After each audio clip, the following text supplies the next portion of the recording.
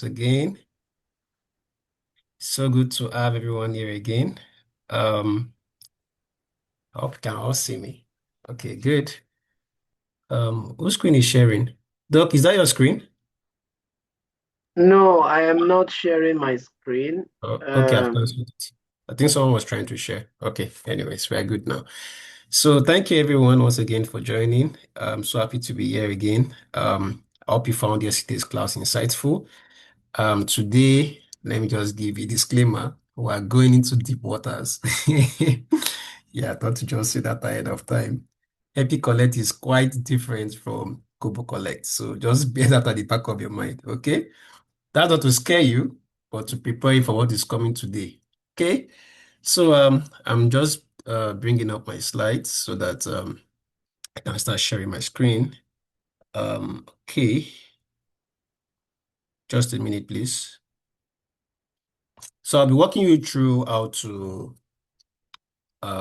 set up EpiCollect both on your desktop and then how to collect data on your phone.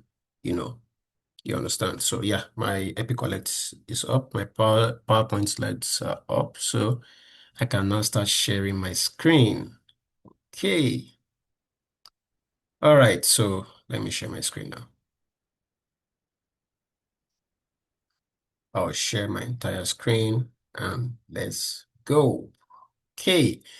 All right. So like Dr. Felix rightly said, my name is Victor Umoren. I'm a doctoral student in the School of Architecture in the University of Liverpool.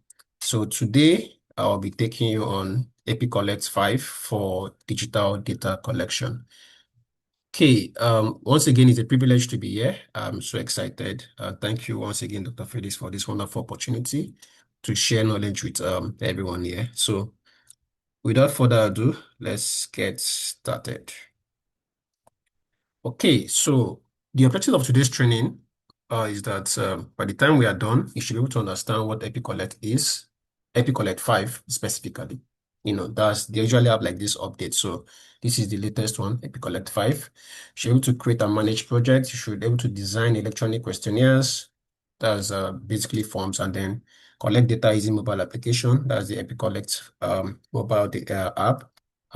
For those of you that watched the recording I did for the app, you can have it both on iOS and on your Android. So that's for people that have iOS devices, iPhone and Co. You can use EpiCollect on your phone. That's good, I believe. So you can also capture GPS coordinates. Basically, everything you can do on KoboCollect, you can do on EpiCollect. But as you would see in the course of the presentation today, they are two different worlds apart. They are like let's put it that way. They are like just they are very different. You get to see it very soon. So you can upload computer interviews, export data, and then apply best practices. I'm going to talk about best practices in the course of the presentation. So what exactly is EpiCollect 5? It is a free mobile and web-based data collection platform that was designed by the Center for Pneumonic Pathogen Surveillance. So it was designed for collecting data on epidemiology, right? So it's mostly for people in the health sciences.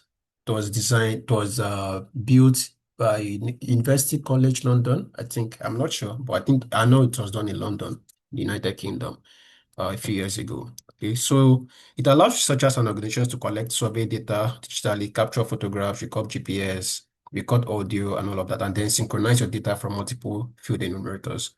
So it works both online and offline, which makes it ideal. So if you are offline, you can download the form, go to your field, collect data, and when you have access to internet, you can just upload it. Do you understand? That's how it works. Okay, so what makes EpiCollect 5 good? It is versatile. It is versatile application for in the sense that it allows for multiple surveys, can do household surveys, health surveys, agricultural. So remember I said that it was initially built for only epidemiology, or people in the health sciences. So now it has been broadened to other fields. So even we in the social sciences or people that are in the environmental sciences, for instance, urban planning, architecture, and co, we can also make use of EpiCollect 5 now. You understand? Okay. So I think that's a good one. Thank God they expanded it for all of us here. So um, Just briefly, why should we even bother using EpiCollect instead of paper? I think I already went through this yesterday, but for the purpose of this particular training, I think it's important to emphasize why we need to migrate from paper questionnaire to EpiCollect or digital data collection as a whole. So when you're in your paper questionnaire, you enter your data twice. You enter it, by writing on your hand or maybe type the questions out, and then when you're done with the data collection, you have to come back again and start typing the responses of or of your respondents. And it's easy to lose. So, for instance, you can lose if I've had this experience before where you have multiple questionnaires and then people answer the questions and then maybe you are entering balls back home before you lose the questions and you lose the form, some of the forms you have, and then data is lost. You can't retrieve that back. And then that's on the opposite side or the flip side, you have the cloud backup. So immediately you submit your data on KoboCollect or EpiCollect, it instantly goes to the cloud and it's backed up. So you are safe, your work is safe. Then you have to do manual GPS recording in a paper questionnaire. You can now write a -623 and all of that, which is just crazy. And then meanwhile, you can just use automatic GPS like we saw yesterday using KoboCollect. It's the same thing basically, just a few differences, but the idea is the same thing. You understand? Slow data entry, so instant upload and all of that. So that's just to go through, just to justify why we need to move to EpiCollect 5. Okay. Key advantages, basically the same thing. It saves time and effort, it's faster, there's immediate data availability, more accurate data, reduces printing costs, you don't have to print papers, improve data quality. Okay, let's move. We have a long way to go today. So basically, EpiCollect has two parts. We have the web application and then the mobile application. So the web application is basically used by the researchers to create projects, design questionnaires, manage users, all those things. The things that I usually do on the like setting up the project, basically, you do them on the web application. While the mobile application is usually used by field enumerators, the researchers on the field to collect data, field questionnaire, capture GPS, take photographs, and all of that. That's basically the two parts of EpiCollect 5. So I'll be going to my screen now to demonstrate how to do this. So basically, this is how to create a project in EpiCollect. It's quite simple. Yeah, very, very simple. It takes about maybe 5 minutes tops. Yeah, you're there. So you log in using your Google account, you click on create project, enter your project name, description, survey name, then choose your project access and then click create project, and then that's it. So if you click on private, only you'll be able to see it. And then you click on public, everyone can see. That means that people can now start filling the form. But if it's on private, if anybody search for that form, they won't see it online. Okay, I think I should stress here that EpiCollect is different from KoboCollect in that in KoboCollect, you have to have the username of the person that created the form. Like I showed you yesterday, you put in the URL and then slash the username of the person so they can access that form. For EpiCollect, it's quite different. Anybody in the world, like literally anybody in the world, can just search for your project, right, on their phone, and then they will have access to your form and they can fill it. Okay. Of course, it has its advantage and disadvantage, but I would go for it anytime where anybody in the world can just have access to my form instead of just typing my link everywhere. You understand? But that's debatable. It's up to individual preferences. Okay, so let me go now to my browser and let's start. Roll your sleeves, everyone. About to go. EpiCollect 5. So you search for EpiCollect 5 and then you click on usually the first link. Okay. Let me move this away. Then you click on login. Okay. When you click on login here, you will now see this prompt to sign in with Google. Or if you are using Apple, you can sign it to Apple or Gmail or whatever. Let's say you are using Yahoo Mail or something, you can do this. But in my opinion, or in my experience generally, it's always best to sign in with Google. Okay. So you click sign in with Google and then it will ask you choose an account. Obviously, you want to use the same account. Okay. Then you click that and then you click on continue. And here we go. That's it. It's as simple as that. You now have your EpiCollect account. Okay. Very simple. Now, what you want to do is you want to create a project, right? Okay. But let me quickly walk you through this interface before we start creating our project. So obviously, this is me. Hi, Victor. Hi, EpiCollect. Good to meet you. So if you have projects already, let's say I've been building projects on this particular account. If I click on my projects, I would see all my projects. But this is a demo project by the EpiCollect. Do you understand? So there's nothing here for us to see. So if I'm to create a project, this is where I'm going to come to. I'll give it my project name, add a description, a form name, and then set it to either private or public. Okay? And then find project. You can find any project online in the world, anywhere in the world. Just type it and then you see the project that you can fill it. Of course, user guide and all of you don't need to go to these ones. They are very obvious. So for the purpose of this class, we are going to click create project.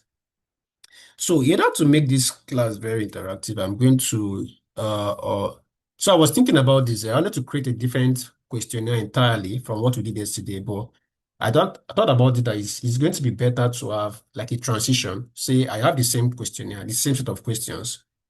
So I want to decide whether to use KoboCollect or EpiCollect. Which one do I go for?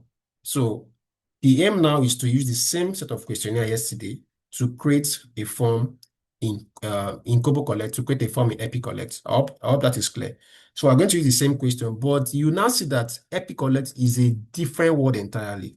The logic is very different. They have so many branches, child forms, and all, and those things can be very confusing at first. But don't worry, I'm going to break it down to the very minimum. Like I'll assume you don't have any idea about it, and then we'll take it very, very slow. Okay. So now, what do we want to name our project? Let's go. So yesterday, we named our project assessment of maternal, blah, blah, blah. Okay.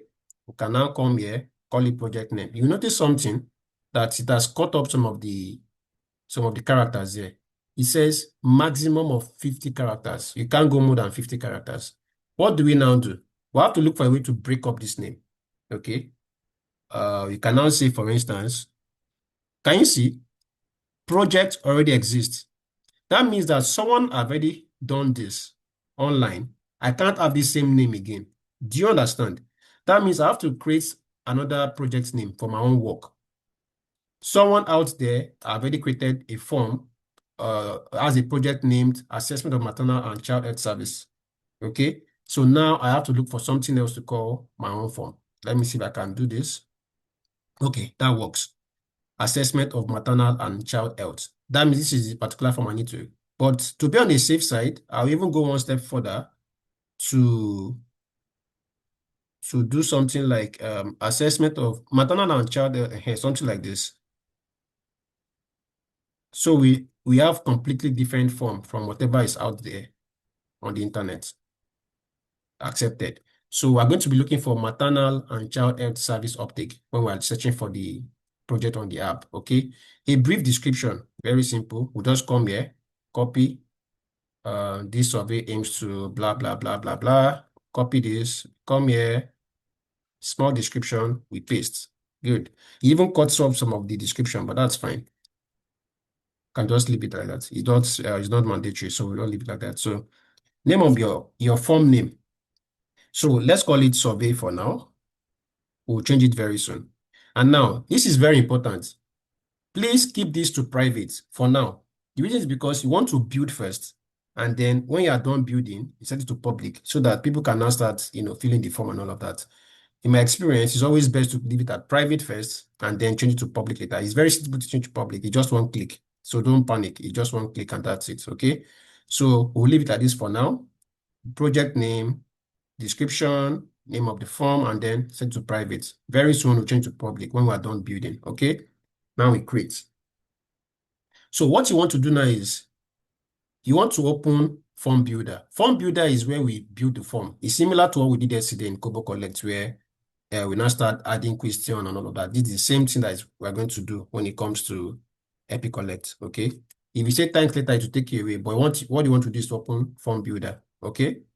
And now we begin. So we're going to do something similar to what we did yesterday. So the question is now, if I have the same, like I said, if I have the same questionnaire, the exact same questionnaire, and I want to decide if to use EpiCollect or KoboCollect, right? Which one is best for me?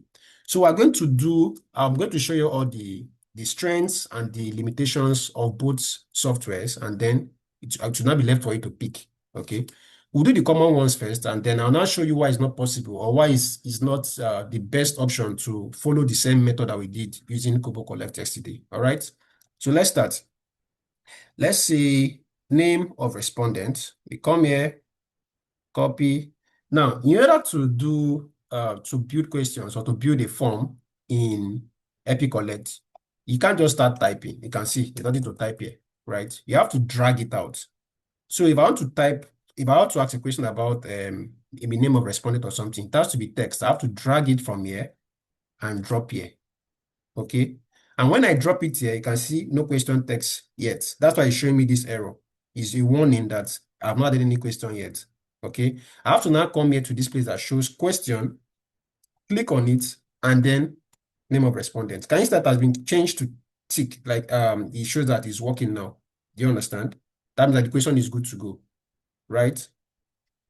Very good. So now this is text. That means the person is at liberty to type whatever they want. Now, if you see this thing that is showing here that no title set for this format, it's not mandatory. You're only saying that you should choose to do this.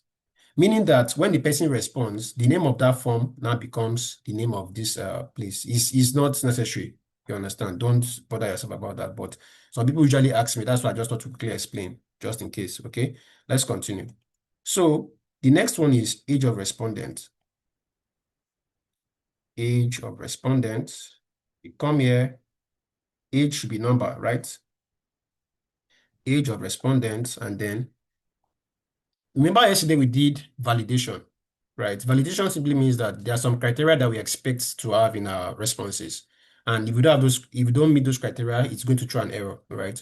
So let's say we are going to target people that are between the age of 5 years old and 50 years old. Okay. Minimum value is 5. If you type 4 to throw an error, maximum value is 50. If you type 51 to throw an error. Okay. I hope that's clear. Okay, let's continue.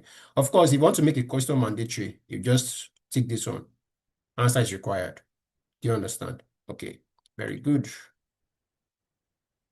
All right, so these are basic questions. So I want to show you the points where you'd likely experience some kind of issues in EpiCollect. So let me just do like maybe two more.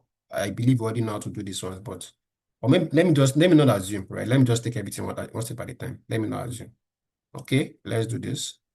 I think we still have time. Yeah, there's time. So let's take one step at a time. How long have you lived in this community? And that is supposed to be select one. So instead of doing select one, you can see that there's nothing like select one here in EpiCollect. So basically, I'm just trying to see how I can bring your knowledge of KoboCollect down to EpiCollect. Do you understand? So we're not just building from thin air.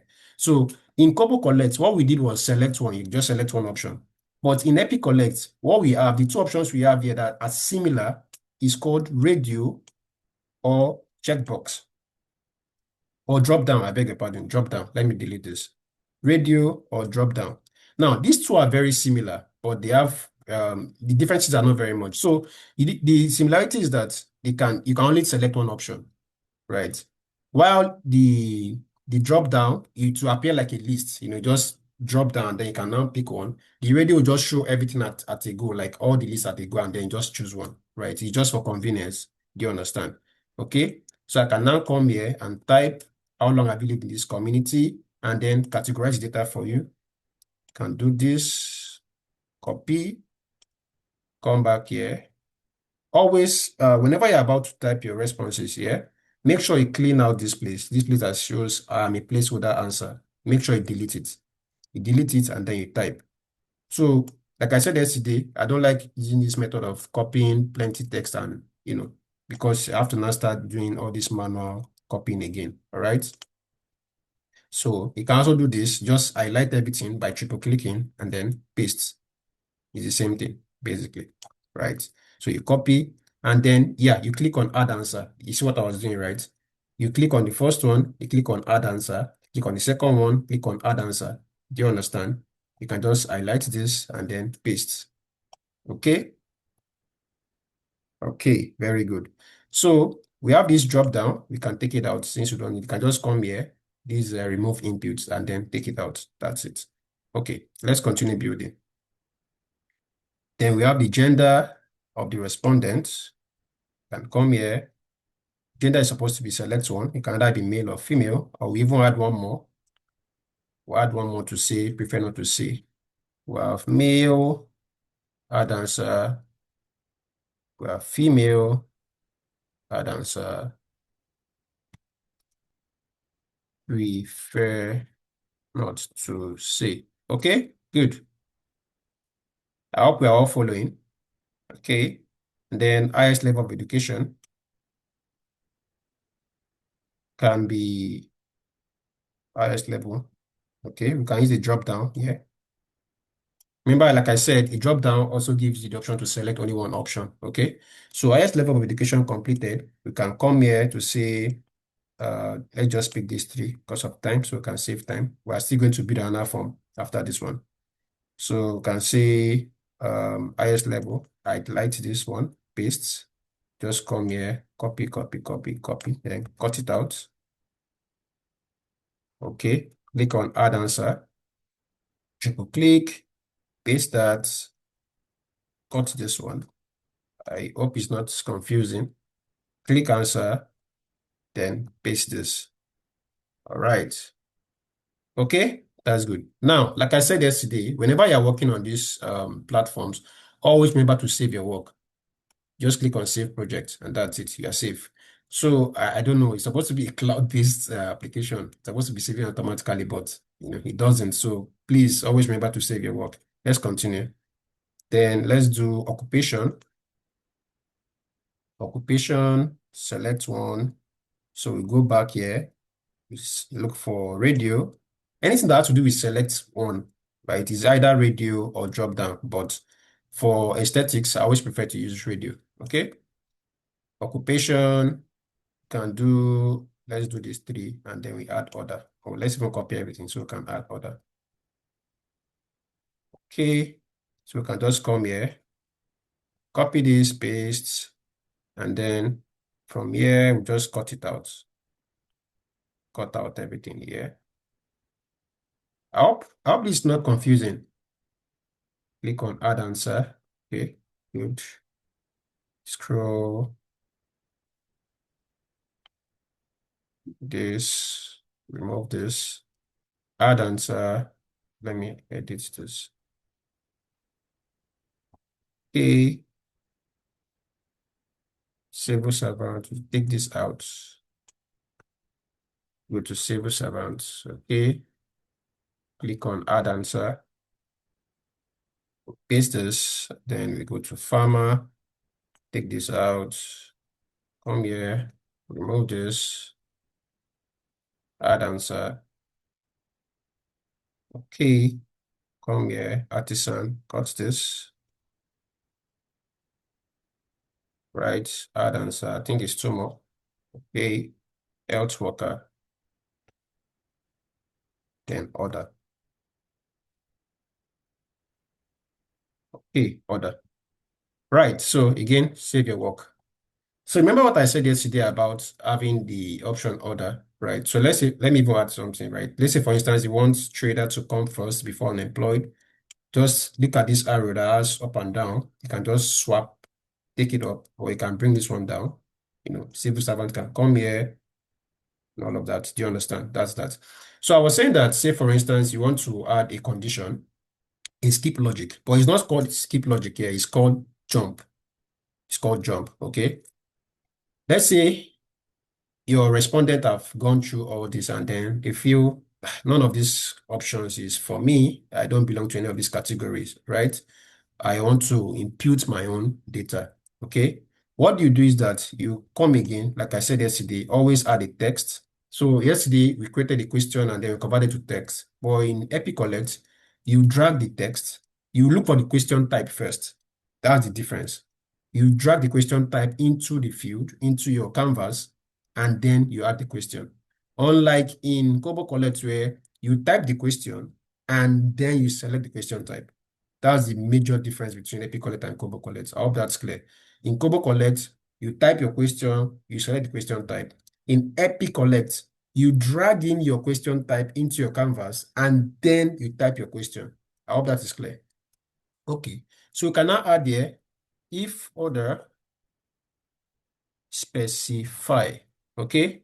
Now, in KoboCollect, another distinction is that if I want to add a skip logic or jump, this is it now, jumps, if else, click on jump. Can you see I can't do anything? The reason is because you can only apply skip logic on the particular question itself. Let me explain. Now, I want it in such a way that if there's an option of order, it should go down. Okay. I will now come here to jumps, if else, and add jump. When answer is order, go to end of form. Why is it going to end of form? The reason is because the very next question here is order. It means it's going to skip this particular question here and go to another one. But what happens if I add one more question? Add your phone number.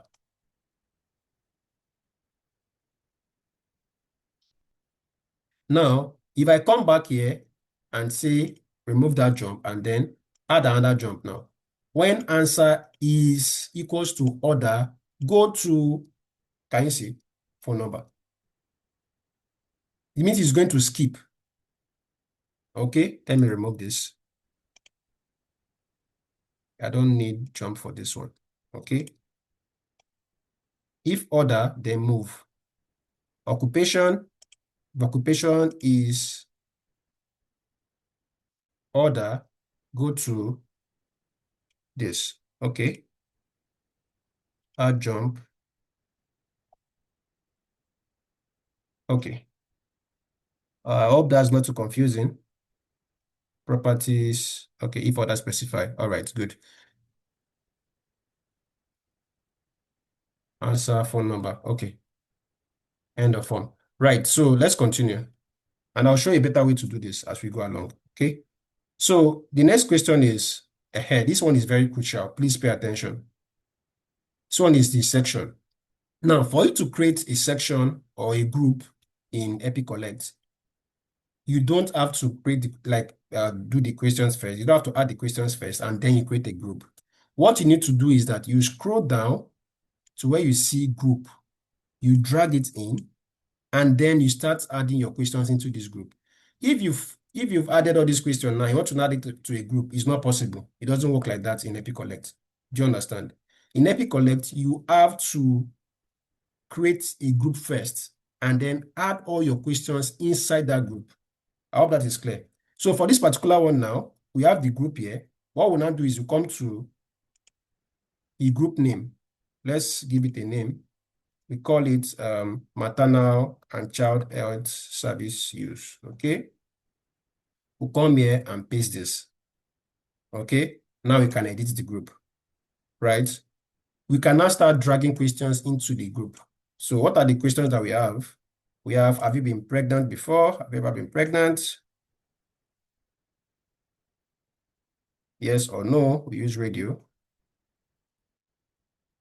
Question is yes, add answer, and no.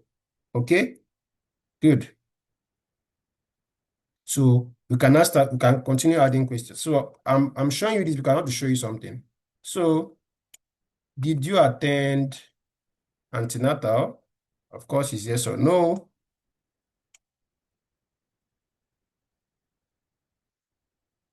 Yes, and then no. Okay. Right. So I think we have like two more questions there. Okay. Let's just do these two. If yes,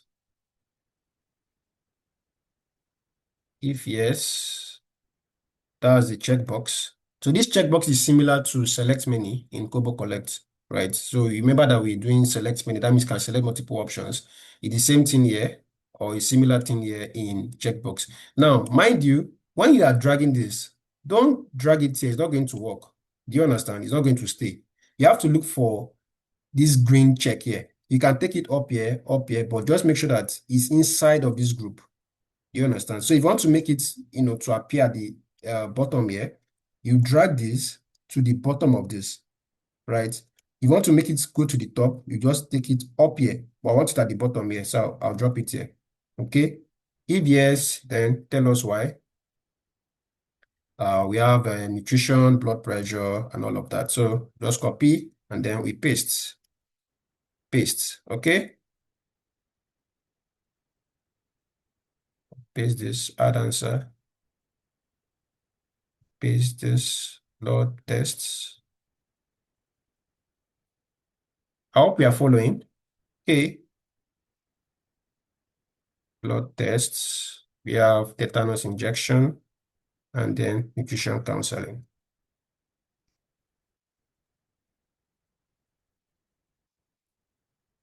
Okay, very good.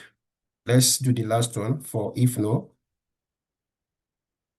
Okay, if no. All right, so if no, supposed to be one. Yeah, select one. What's the main reason? Yeah, again, radio. If no, then you have to choose one option. Can do, let's do three of them.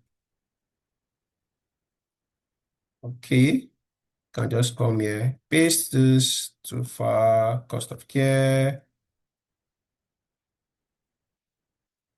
Okay, I think it's necessary. Okay, and this, and then this. Okay, so I think we should stop there for this particular form. I want to demonstrate something. Now, remember the way we did skip logic in KoboCollect, where you don't want to answer a particular question, you can just skip it and then it goes to the next one and on like that. That's what we did yesterday, right? Now, if you are using EpiCollect, it doesn't work that way. Okay, let me show you what I mean. So if you come back to edit group and you come here and say have you ever been pregnant? And okay, you now said, okay, if the person should answer no, he should go to if no, right? Can you see? It's grayed out. You can't apply. So the point here is that you can't apply a jump or skip logic, whatever you want to call it, inside of a group. Do you understand? So whenever you want to create a group, think very, very well and ask yourself this question. Do I have jumps in this particular group? If you have jumps, if you have skip logic, avoid it. Don't use groups. That's just the simple thing. Don't use groups. So where would you use group? Where would you likely use group in EpiCollect? So if you have like economic characteristics, for instance, those ones that don't require any logic. For instance, what is your name? What is your age? Where are you from? You see, none of those questions depends on the other questions. Do you understand? That is where you likely use groups. That's like the best case use for groups, right? But whenever you are going to start applying skip logic or you want to apply jump, avoid groups. In EpiCollect, there are better ways to do groups, and I'm going to demonstrate it very soon. Okay, so we go back. So groups are a no-no for us. Okay, right. So now that we've seen that, what else can we do that can make our life easier or something very similar to what we did yesterday in KoboCollect that will make it easy for us to skip logic? What you do instead, I believe these are all very familiar with us. They are self-explanatory, but just in case, you can just add this for phone number, your phone number. Okay, you can do this one for time of interview, basic stuff. I'm just rushing because we're going to create an entirely new form after this one. Can do text box. Text box usually for, remember that disclaimer I told you about, like this, the beginning of your questionnaire. Hello, my name is Victor, blah, blah, blah. Yeah, that's what you put that at the beginning of your form.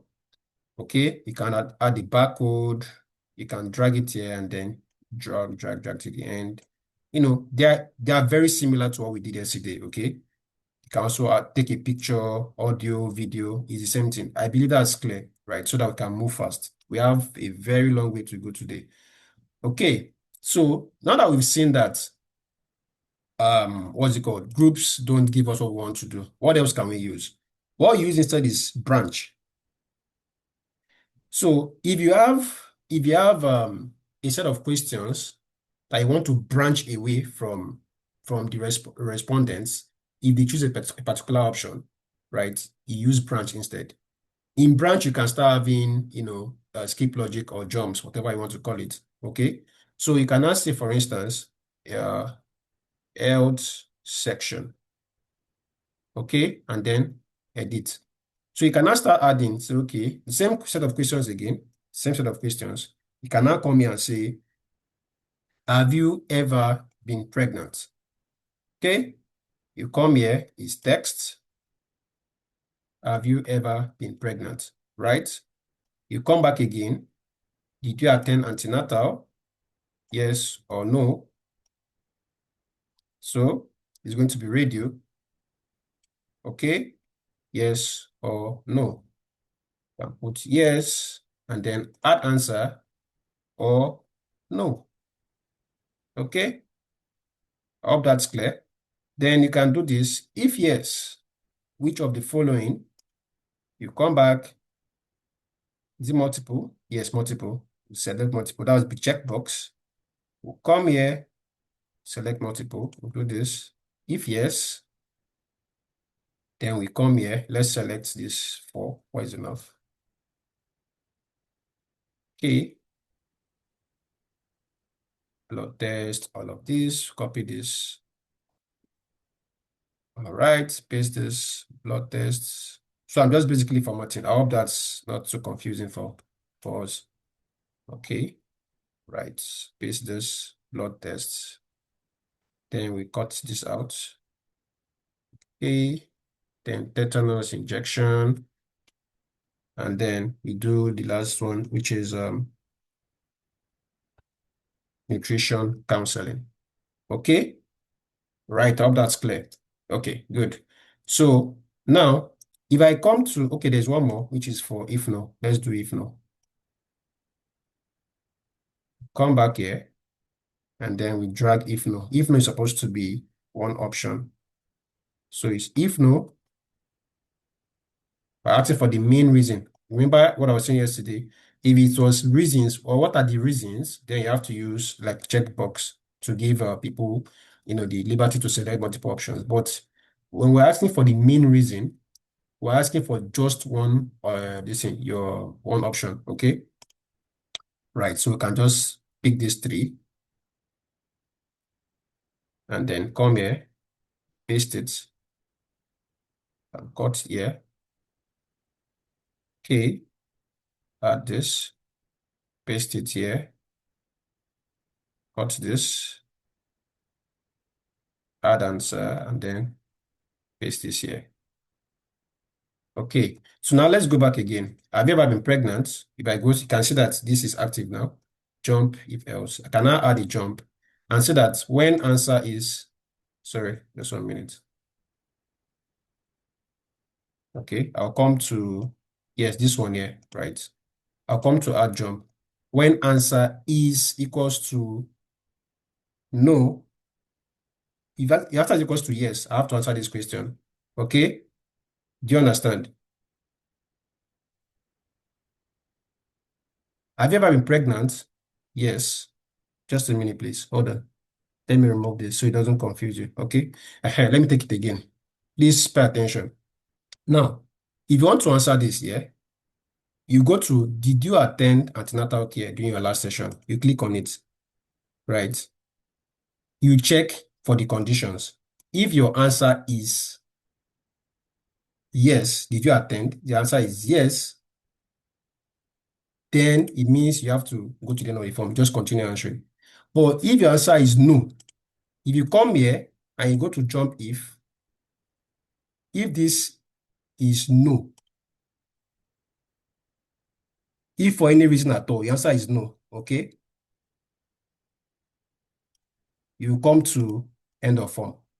I'll explain again. Let me take it again one step at a time, okay? I know it's quite confusing. That's why I want to spend some time here. Okay, let's go. Remember the logic is this. If you have been pregnant, you're not supposed to answer, questions concerning if you have not been pregnant before. For instance, you're not supposed to answer, did you attend antenatal? Because obviously you're not pregnant. Okay. If it's yes, they are supposed to answer the remaining questions. I hope that's clear. Okay, very good. So that means that this question is the one that will determine every other thing. Okay. Now, did you attend? That means I must have answered yes. Have you ever been pregnant before? Okay. So I'll come here. If answer is yes, if answer is yes, remove. If answer is yes, if yes, okay, which of the following antenatal? Do you understand? Then you go to if yes. Now I'll come back here to the question. I don't need the criteria for this one now. Now, if it's no, when answer is no,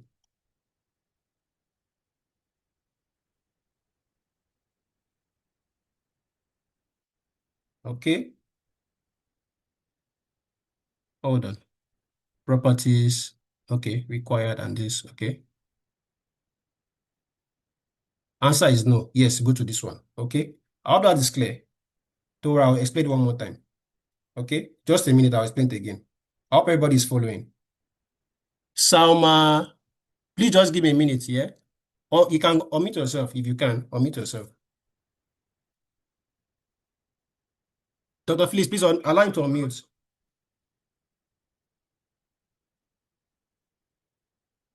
Are you there? Yes, I am. Okay, please go ahead. He or she should raise their hand so I can. I think he raised his hand just now. Salma Abdul Okay, Malik, yes. all right. Yeah. Okay, hi, sir. Yes, Sorry please. for interrupting. Yes. I was thinking, since the answer is related to the question asking, have you ever been pregnant? Shouldn't we Yeah. put the jump for both of it, like two jumps? Like if yes, jump to this question. If no, jump to that one. Would it be Mm. possible to add two jumps to that question? That was what I was thinking. Thank Okay. you. All right. So, like I was trying to explain here, the jump criteria in EpiCollect is quite different. I think I should open just a minute. Let me open my KoboCollect so I can demonstrate both for us. Okay? I hope that's fine. KoboCollect, Kobo Toolbox. I'm used to calling it KoboCollect. Then I'll just go to Get Started. I'll click on this. No, I need to sign in. So this is usually where people get confused when it comes to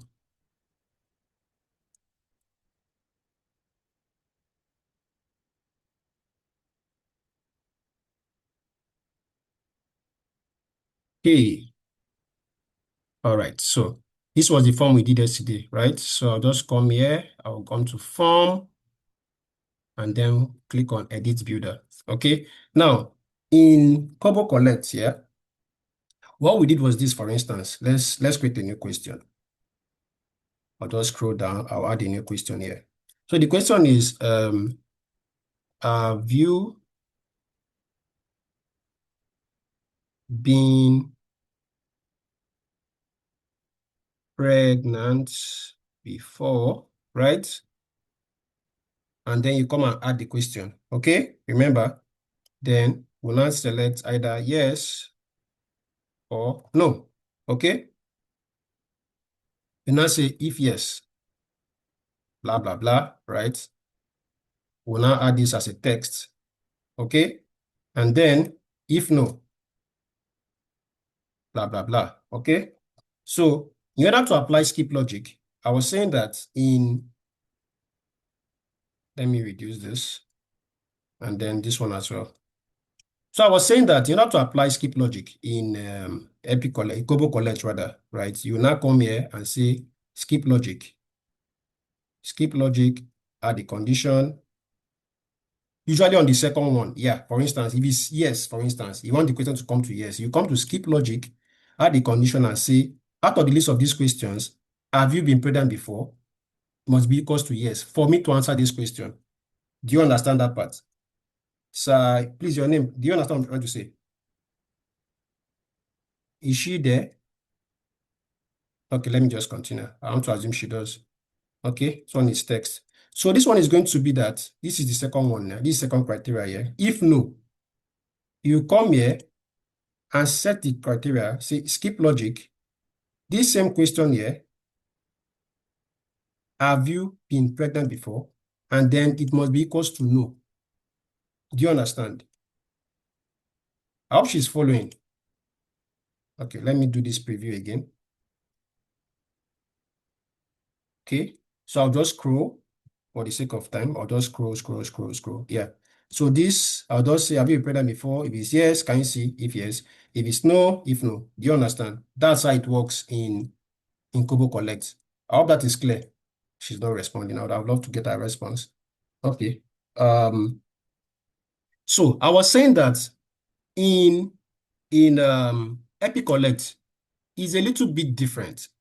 Do you understand? It's a little bit different. Now, for you to have a skip logic, you must skip at least one question. Because the way EpiCollect works is that it follows a logical sequence. Question 1, question 2, question 3, question 4. If I have, this was what happened there. If I have like 5 questions or 6 questions, and then I want to apply skip logic, EpiCollect does not work like that. What do I mean? I've asked all these questions from here. My name is, name of respondent, and the last question here is occupation. And now apply skip logic here. It doesn't work like that in EpiCollect. Why? EpiCollect must skip at least one question. That's the limitation of EpiCollect.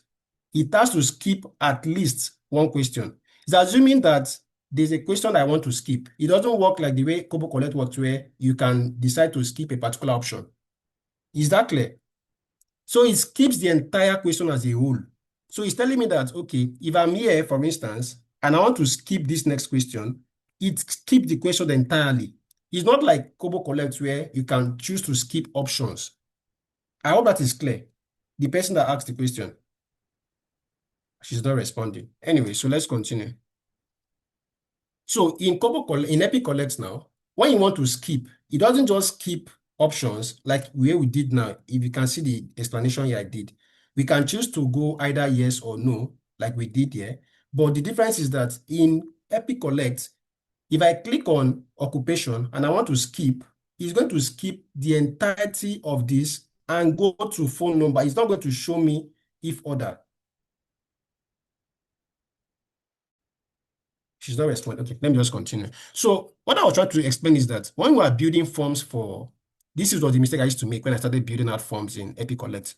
I used to use my knowledge of KoboCollect and then start building EpiCollect. But as you see, you run into many problems. I want to demonstrate this first before now showing you what I think is the most optimum way of building in EpiCollect. Okay, so we are going to create a new form entirely from scratch. We are going to create a new form. I'm going to show you the steps I would take if I were to have the same questionnaire.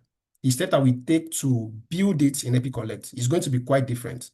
I'm going to show you some things that are, not, you won't find them in KoboCollect, for instance. Okay.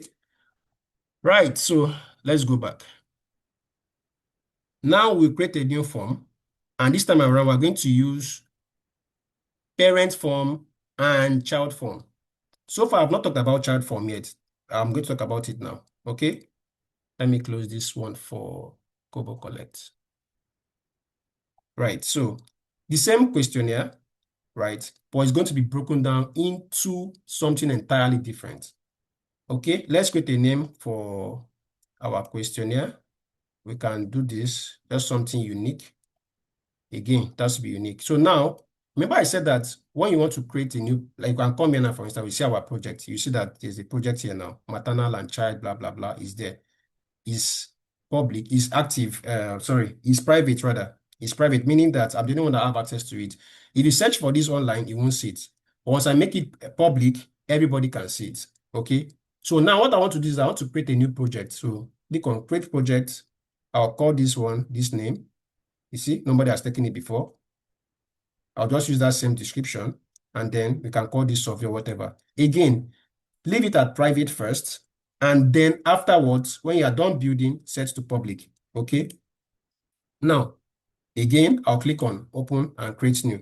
Please pay attention. We are going to do something entirely different from what we did yesterday. Remember, I told you that in KoboCollect, there are some methodologies you follow, and we try to do the same thing in what we did yesterday. Try to do the same thing here in EpiCollect. You can see that there are a lot of errors and all of that. That shows that that's not the optimum way to design forms in EpiCollect. If you have the same questionnaire, There are different things you have to put in place, okay? Now, we are using EpiCollect now. We have to build the form entirely differently from what we did before. What we are going to do first is that we're going to create a parent form and we give it a name called maternal profile. The same questionnaire, but we're going to categorize it differently. What we want to do first is that we'll come here for this survey, we'll just change it to what we want to do, just click, remove everything, and then paste. And I'll tell you why we'll call it the maternal profile. What we want to do is that we want to get the socioeconomic characteristics first. Now, remember I said that whenever you have something that does not include skip logic, that you should use a group, okay? If you know that, for instance, name does not depend on age, does not depend on how long you've lived here and all of that. Doesn't depend on anything. Do you understand? So you can afford to use a group here. It's very good. So you should do it's going to be formatted on your phone. It's very nice. Do you understand? Okay. So we're going to use a group for this. Can just call it socioeconomic characteristics. So we come here, we scroll down, and then group. We'll now come here, call our group what? Socioeconomic characteristics. I hope you are following. What you want to do is to click on edit group so that you can now start adding our questions. What's our first question? Name of respondent. I know this is a bit different from what it is yesterday, but please just bear with me. Okay? Name of respondent, you click and drag, and then you ask your question. Name of respondent. Okay, you go back. Age of respondent. We are going to add a condition that is for only women of reproductive age, which is, I guess, 15 to 49 years. Okay, so we come here, and that's going to be a number. We'll type this, and then age of respondents. So we go now to advanced, and we say minimum value should be 15, maximum value should be 49. For the doctors in the house, please correct me if I'm wrong. So, all right, let's continue. Now, how long have you lived in this community? Okay, we'll come here, we'll go to radio. Remember, you have to put it inside of this group. It can't be outside there, it won't stay inside of this place. Okay, you come here and you type, how long have you lived in this community? So we'll go back here, you just copy all of this. So triple click this, you paste, and then from here, you cut it out. Add answer, again, same thing.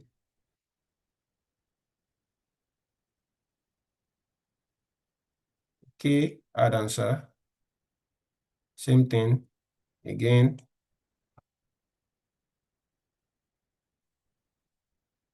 Then add answer, again. Okay, I hope that's clear. So we're still building inside of the group. Remember, inside of the group. So remember I said that, for instance, let me go back. You can't come here, say for instance, do this, and then now say I want to add it inside the group. It doesn't work. Do you understand? You must have created the group first. That's the first step. You create the group, and then inside of the group, you cannot start adding your questions. So be very careful before you start in EpiCollect. Make sure that before you want to create a group, make sure the group is ready. You drag the group first, and then you add your questions inside. You cannot add questions and then say, I want to add it to a group. It doesn't work that way in EpiCollect. Please take note of that. Okay? Let's continue adding the questions. Where did we stop? How long have you lived in this community? Good. So we'll come back here again and say, continue, say, highest level of education completed. Okay? We come back here. Highest level should be 1. Okay, we can use drop down. Yeah, good. Remember I said that if you want to select one option, it's either you use drop down or radio. So it works for both of them. Highest form of education completed. Do that, and then we can now pick the options. Okay. We'll come back here and then paste. We just keep dragging and dragging and dragging until we take them all out. Okay, we'll do this. Add answer. Let me take this up. Add answer. Okay. Then this HND postgraduates. We can take this one out as well. I hope it's not too confusing though. Add answer. Postgraduates. Can take this one out. Add answer. Okay, we can do diploma out, add answer. Just trying to save time because we have a long way to go today. Okay, then this. Okay, then add answer.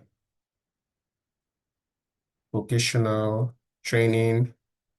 Yep, I think that's it. Yeah, okay. Right, so format this as well. BSc degree, HND, no formal education, postgraduate, formal. Yeah, this is complete. So let's keep building. Then your occupation. Your occupation is supposed to be what? A drop down. Can use a drop down.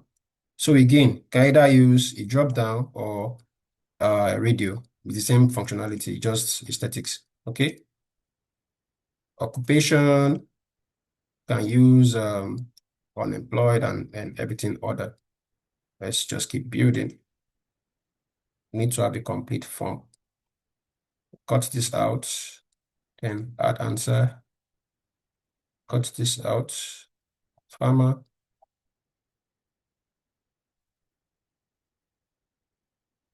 Okay. Paste this. Farmer, artisan, order. Cut answer. Okay. Add answer.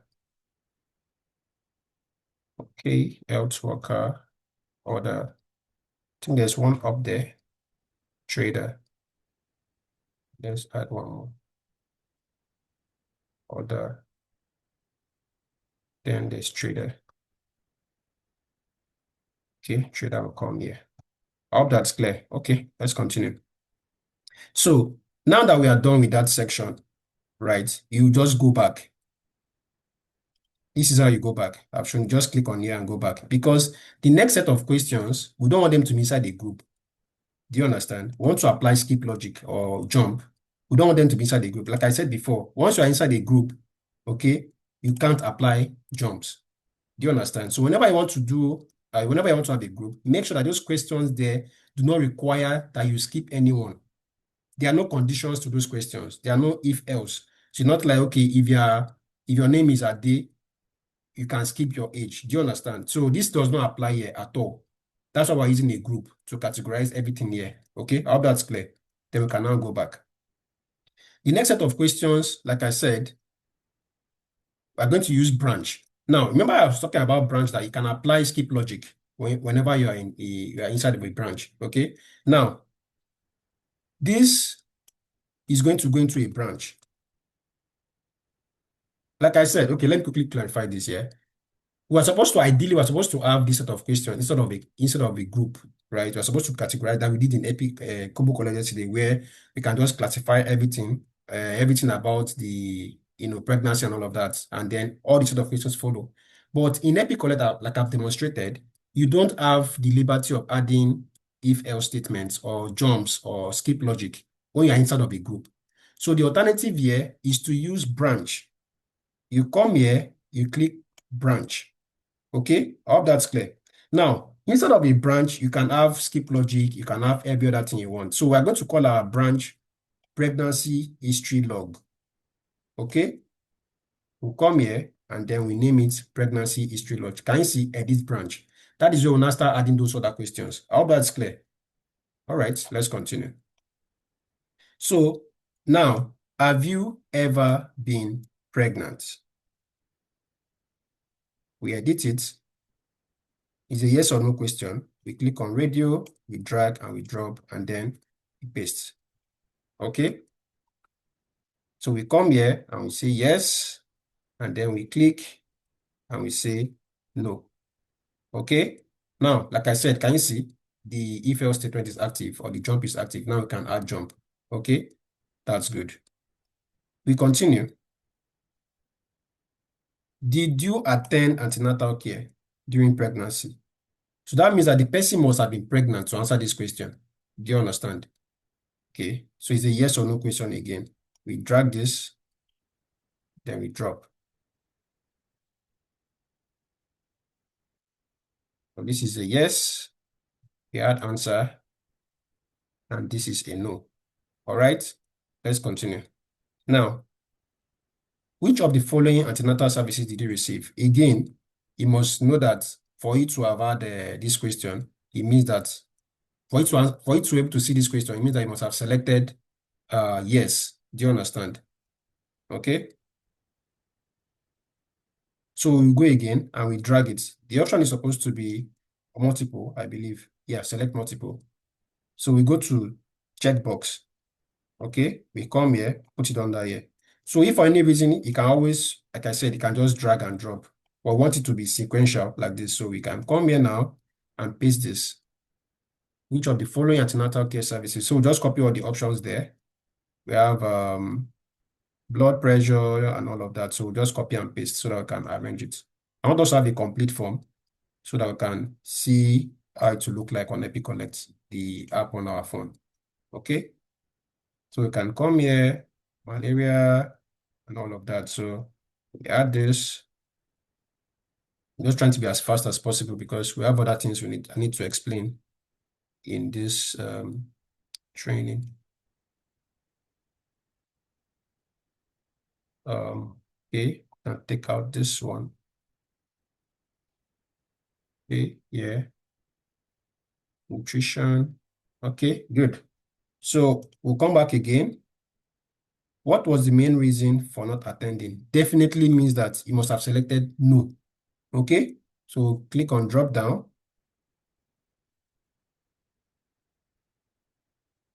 Yeah, all right, and then you paste. What was the main reason? So multiple options. So one key difference I'd like to add is that the difference between radio and drop down is that in drop down, if you've noticed, you usually have more options. Radio is simply yes or no. Do you understand? It's simply okay, I have it, I don't have it. You're either pregnant, you're not pregnant. But when it comes to drop down, there are multiple options. Okay. Hope that's clear. Okay, let's continue.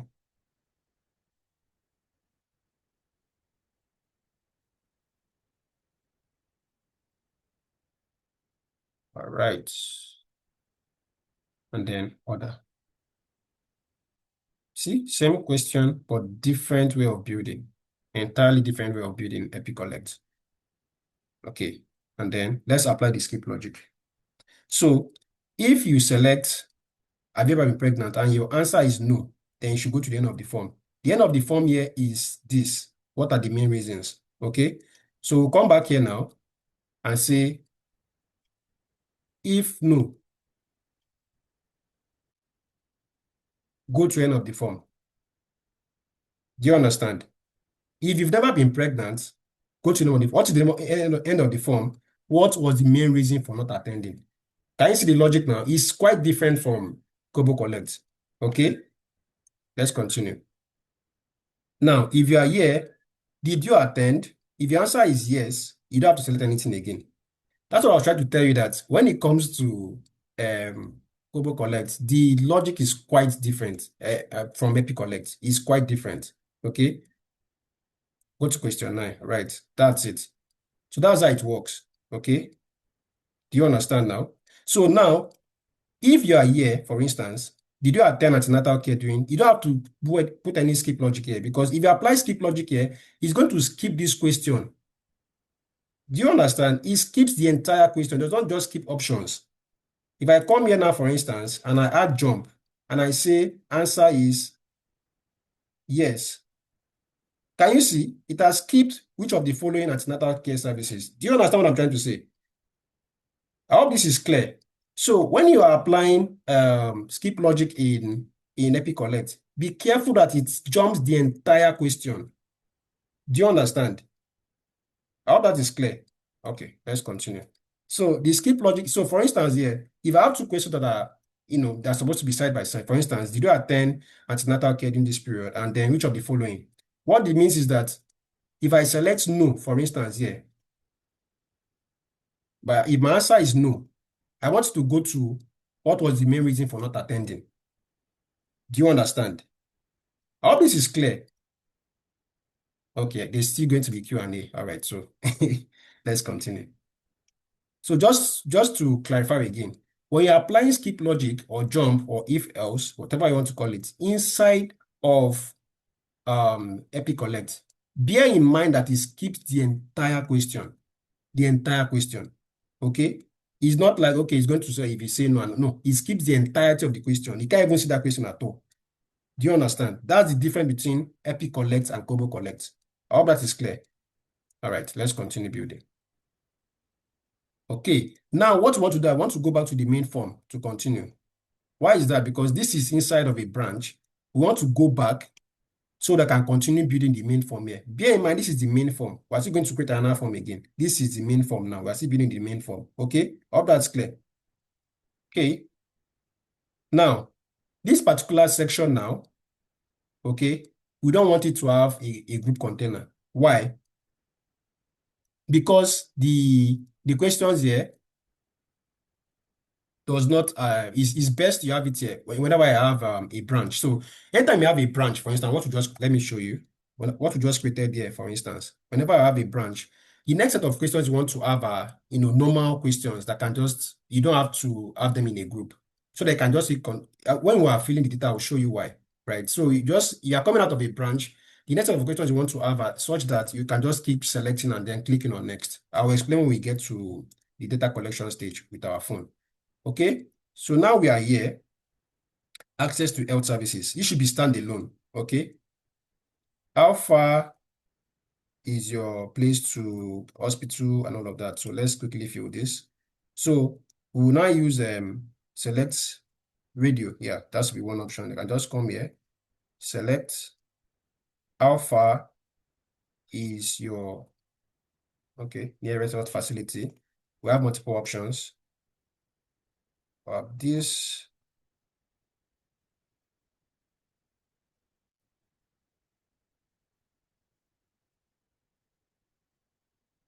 Less than 30 minutes. We have this 30 minutes to 1 hour, 1 hour to 2 hours. We have this more than 2 hours. Okay.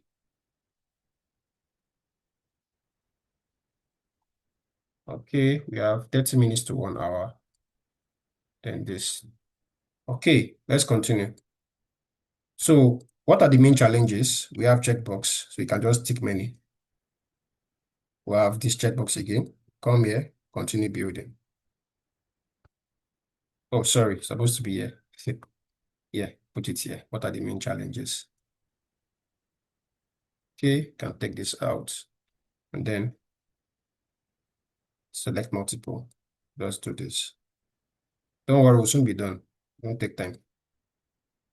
What are the main challenges? Is checkbox. I'll come here, paste, copy from here. Distance to facility. Cut this out. Paste it here.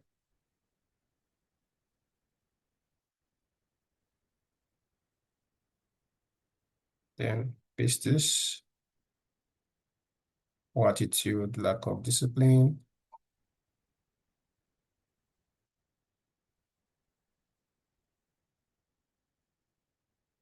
Then long wait time, transport.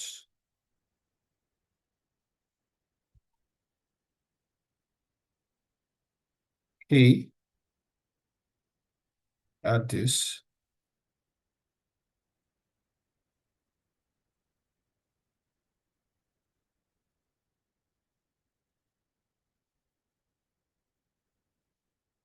Okay, good.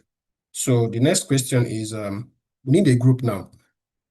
So remember I said that I want to emphasize again. Whenever we have a group, what you need to do is that these questions do not have skip logic. Right? Now we want to build a Likert scale in EpiCollect. So we'll copy the name of the group. We'll come back here. We'll create a group. And then we call it perception of health services. Once we get the perception of the user. So we'll now ask them how health workers are treating them in their community. Now, in EpiCollect, if you remember what we did I think I should demonstrate this so that we can all follow. let me open my this thing again. So Kobo, then log in. Yeah. What we did here yesterday was that, let me go to form so that you can understand this very well. What we did was when we got here, where is it? When we are asking for perception. Yes. This was how we asked for perception yesterday. So for instance, if you want to create a perception in KoboCollect, you just come here. What is your perception? Right? You just come here, add question. You just scroll to rating, right? You can now start asking here and all of that. That's how it works in KoboCollect. In EpiCollect, it's quite different. In EpiCollect, what you do is that, let's enter the group now, since we're working in the group. You come to radio, you drag and you drop. EpiCollect does not allow you to have that grid-like kind of options. It doesn't allow it. So what you now do is that you come here, you type your question,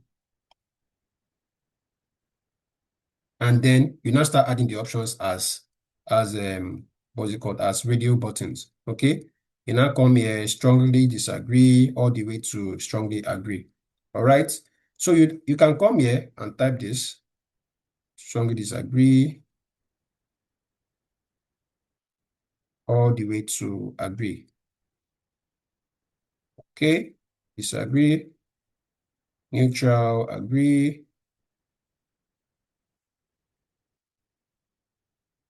Okay, strongly disagree, agree. Okay, and then this. You can take this out, take this out, take this out. Okay, now remember that I have two questions. I have two questions here, right? So should I now come and start typing the same question again, the same options again? Thankfully, no. So you can see at the top here, you can see copy. If I click on this, can you see? I now have the exact same copy of the first question. So all I have to do is that just come here to the top here, remove the first question, and replace it with the second question. I hope that is clear. So you don't have to type in everything again, all those options again, you have to type in again. Just type it one time, and then just press copy, and then you paste it, you paste in the other one. Again, like I said, once you are inside of a group, you don't have access to jumps and if-else statements. And of course, we don't want to have it here. That's why we're leaving it like this. I hope that's clear. Okay. So now we can go back. We are done building the group. Okay. We'll go back now. For the interview section, we don't need so basically just to know the location, GPS, can come here and see your location. So basically, want to just explore the features of EpiCollect. That's why we're adding these questions. Okay. We got the short audio, can do video as well, but just stop there. We got the short audio, paste this, and then we'll do additional comments. Okay, we can use a text box, it's fine. And then paste this, okay? Right, now, this is the first set of form I've just finished building. If you look at this top here, you have maternal profile, and you see add child form.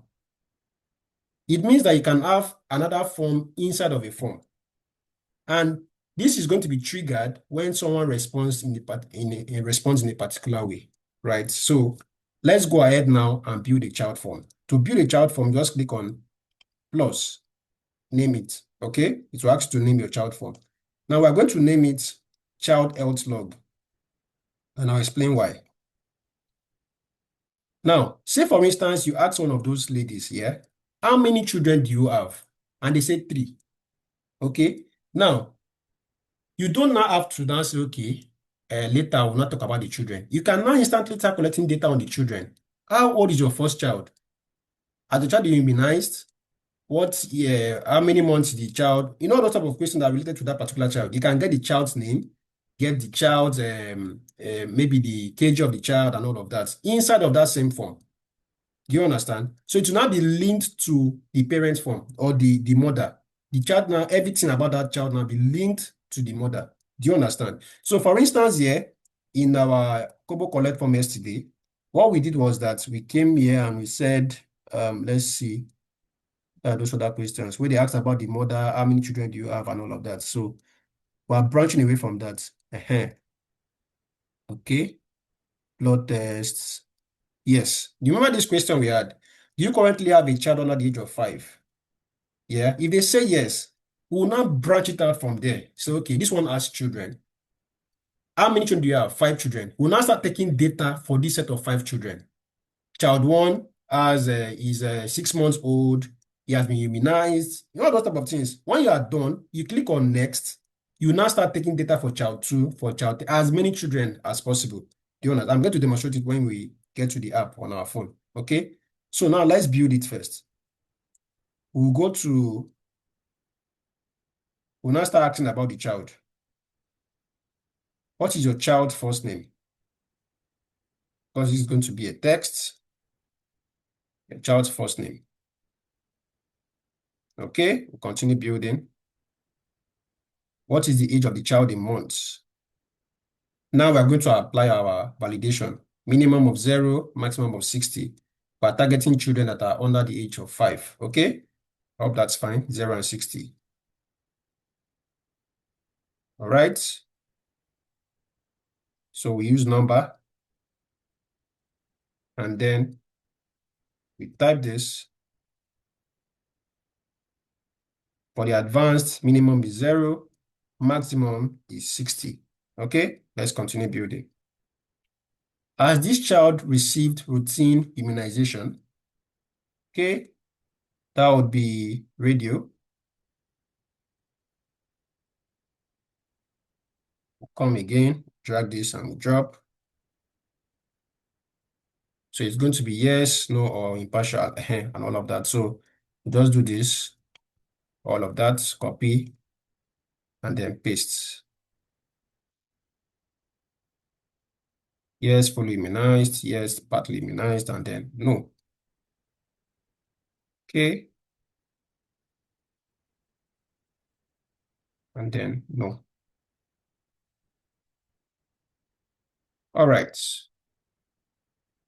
I think we have like 2 more questions left. Aha. So it's going to ask you if the child has immunization card. Obviously, you're going to take the card. Okay. So that will be our last question. So we go to picture and then we add this. Okay. Take a photo. And so let me explain this now. So remember, I was saying that it will branch you away from a particular set of questions you are answering. So if you are interviewing a mother, for instance, and she said that she has 3 children, you cannot, there's an option for you to start asking about those children specifically. Or let me give you an example. Say you go to a school, right? You have the school ID, you have the name of the teachers, and then you want to now start talking about the children in the school. Instead of having multiple questionnaires and all of that, everything will be built inside of the same app where you get the ID of the school, name of the principal, and then now say student 1, name of student 1, student 2, everything will be captured inside of the app. I hope that is clear. Or let me give one more example. For instance, you want to talk about a compound that has trees. Okay. You can't be building different questionnaires for different trees. Because you don't even know how many trees you are going to find inside of that compound. You can take the ID of that house. The house number is house 12. The name of the street is this. And then when you're inside of that compound, you will now start getting data for each of those trees. You can now start assigning IDs to those trees. Do you understand? So for instance, one of my enumerators can have 16 trees where he's doing his own data collection. Another person can have 30. So it gives you that freedom to branch out and keep doing as many things as you want. I hope that is clear. Okay. All right. So hope I captured location. Yeah, very good. So now that we are done with this form, can you see that it's very, very different from what we did yesterday? Okay. Again, save your project. Right. We have the maternal, the main profile or the main form, and then we have the child health log. Do you understand? Okay. So now that we are done building, we'll now go back to deploy. You go click on back, click on leave. Please, if you have not saved your work, if you have not saved your work, don't click on leave. Your work will go like it will not save. Right now that I've saved my work, I can now click back, and then if it prompts me, I'll just say leave because I know I've saved my work. Okay, I hope that is clear. All right, very good. So now what we want to do is I want to make this project public so that everybody can start filling the questionnaire for us. As you see right now, it's set to private. All you have to just click on public, and that's it. The project is now live. Anybody, anywhere in the world now have access to it, and then they can start filling the form. Do you understand? So what I want to do now is that I want to come here. I want to connect with my phone now so that I can start filling the form. Okay, I hope that's clear. All right, so I'll be joining with my phone now. Dr. Felix, just a minute. I want to join with my phone so that I can demonstrate this for everyone to see. Yeah, it's fine. I already made you co-host Oh, perfect. for the Perfect. phone. Yeah.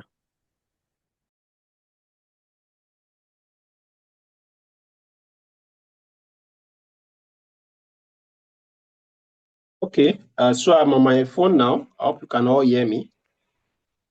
Yes, Can we can everyone hear hear me, you. please? Oh, Yes, we thank you. can. Thank you very much. All right, good.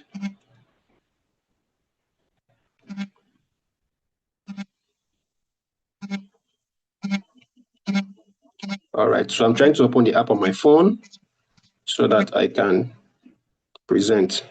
Okay, so yeah, let me share my screen now. So for the purpose of this class, I deleted my app so that I can show how to install from scratch. It's quite easy. Okay, so I'll come to Play Store. I'll search for EpiCollect. I've already uninstalled it, so I want to install it from scratch so that we can all see how it's done.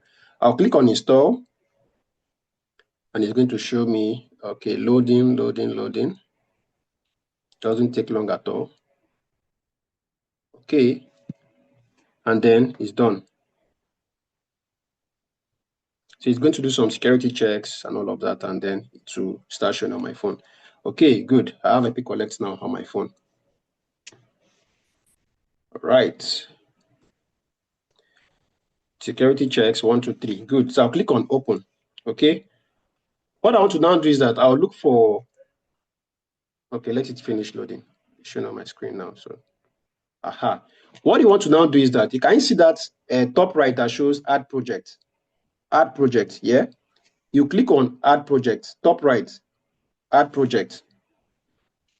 Can you see? Search for a project. Click on it one time. And then what is the name of my project? It is access to barriers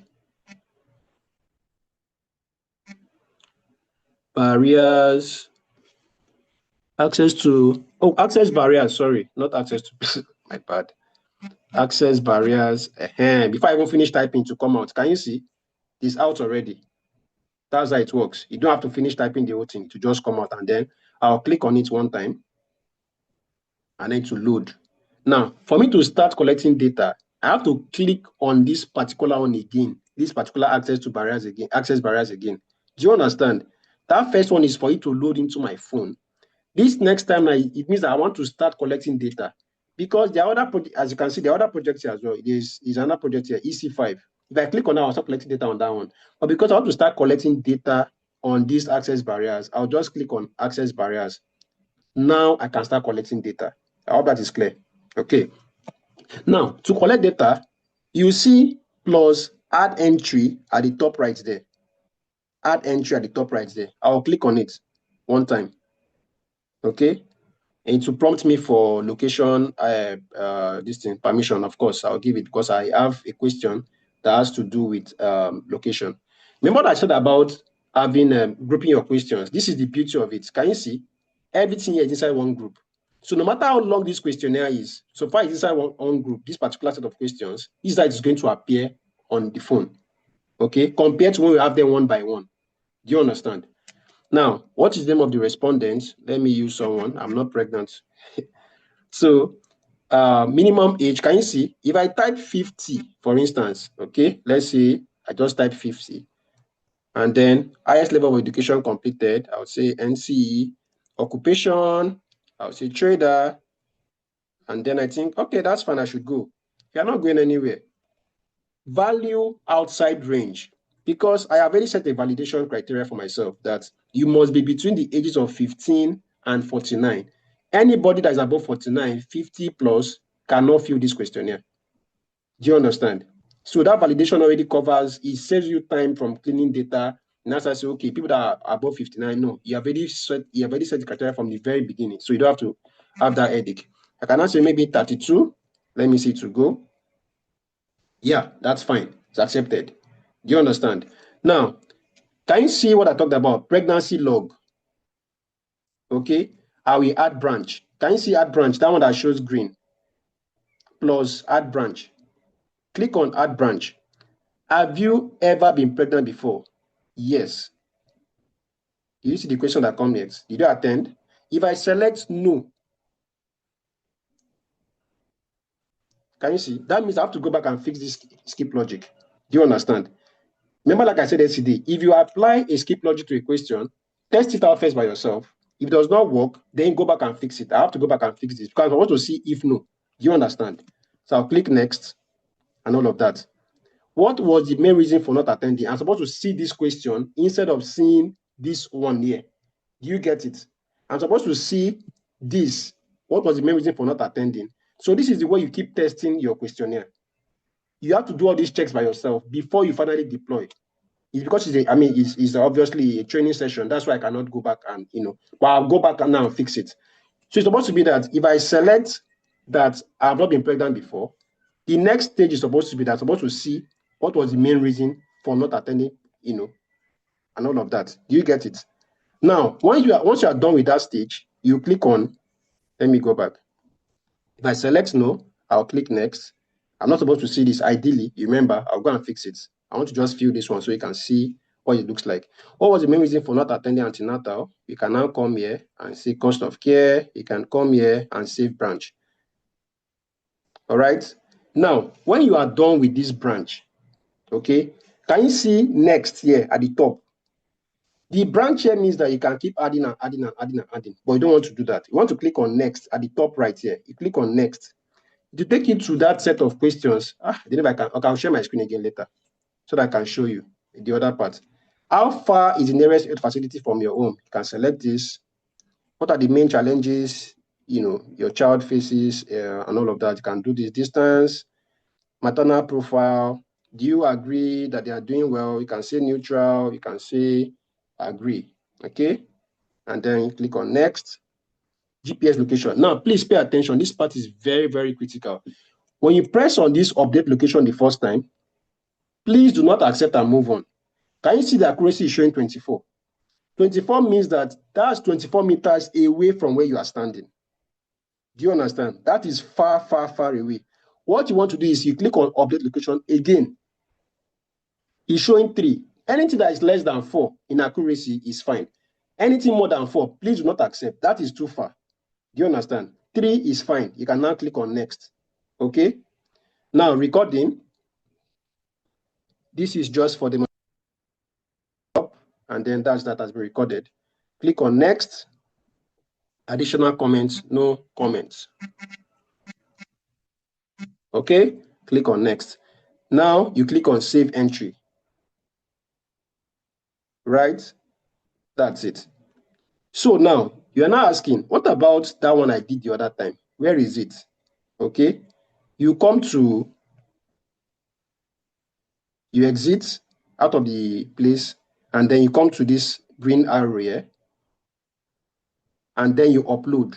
Very important. You upload your data. Very, very important. So you click on upload data, and then it will save to the cloud. Okay. That step is very crucial for the one we are going to do next.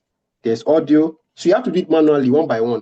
If you have video, you have audio, you have to upload everything one after the other. Can you see? You click on upload data. If there's picture, click on upload pictures, upload. If there's video, everything has to be uploaded. Then you go back. Do you understand? Okay, let's go back now. What you want to now do is that maternal profile, you click on this green arrow. Okay. You click on new entry. Can you now see down? It's not showing child first name and initial. Remember that this I told you about the child form. That is the parent form and the child form. Now, let's say, for instance, they've already answered that they have 3 children, all of that. You now start coming and say, okay, What's the name of your child? You can now see Sheung. Next. What is the name of your age of your child in months? You can say 30 months old. Next. Has the child received immunization? You can say yes. Click on next. Say take photo. I have to take a photo now. Okay. Take a photo of my screen. Okay. Done. I'll click on check. And then next, save entry. Okay. When I'm done, I'll now click upload. I'll upload data.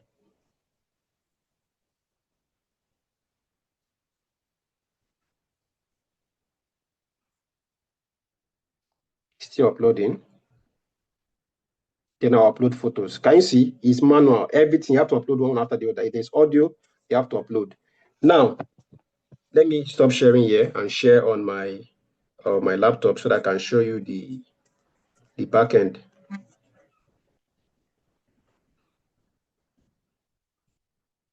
Let me stop sharing. Okay, good.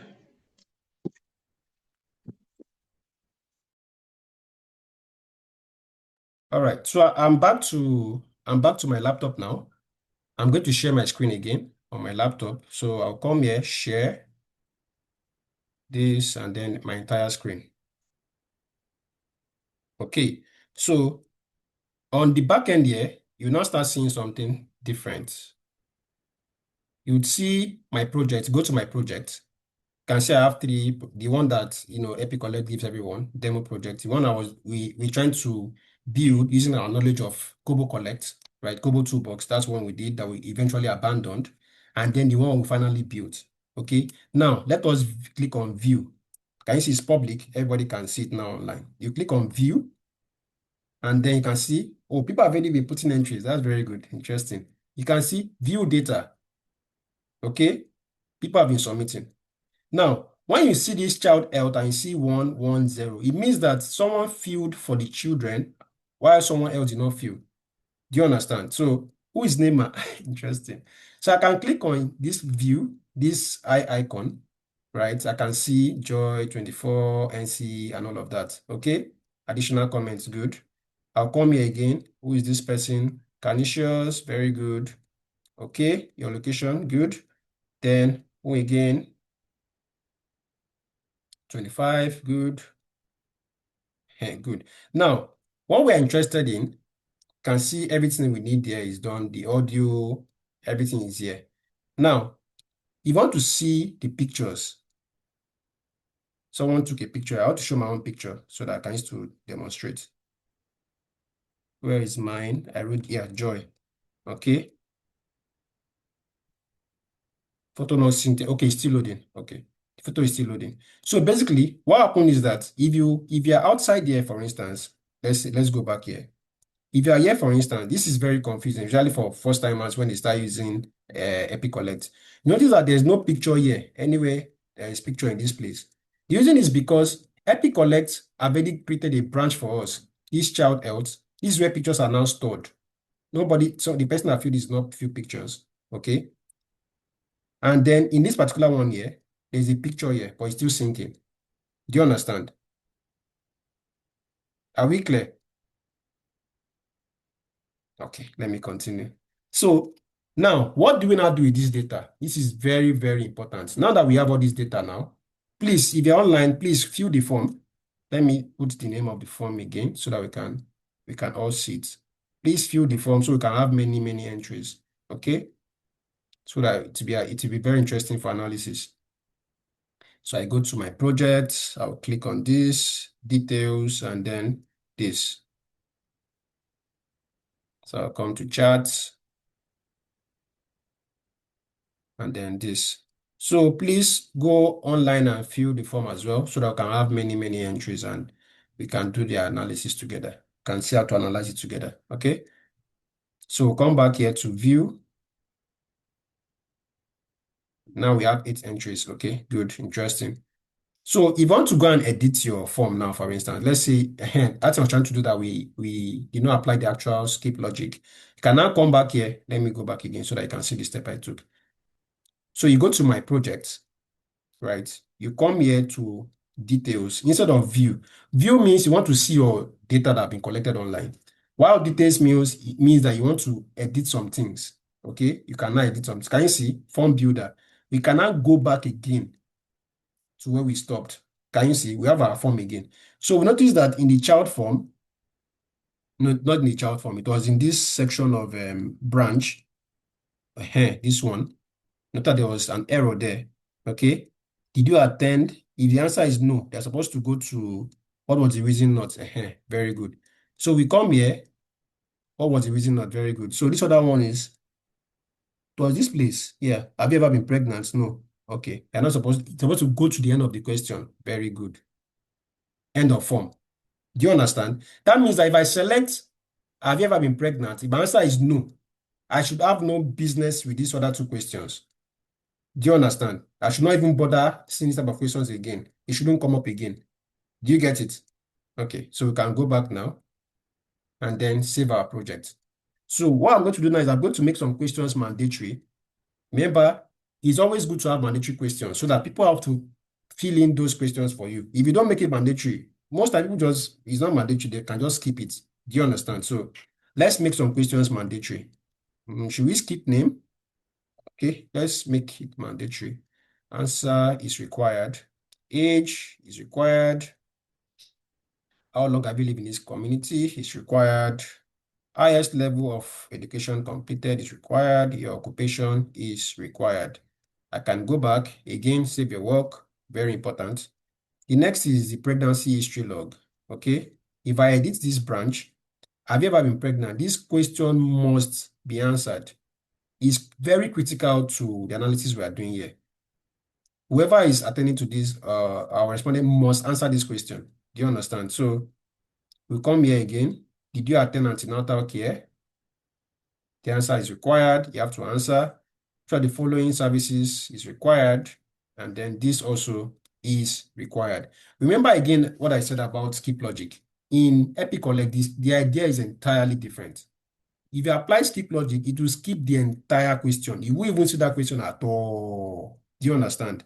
That's how it works in EpiCollect. In KoboCollect, you can still see the options and all that. But in EpiCollect, you don't see it at all. So bear that in mind whenever you are thinking of skip logic or jumps or if else when you're working in EpiCollect.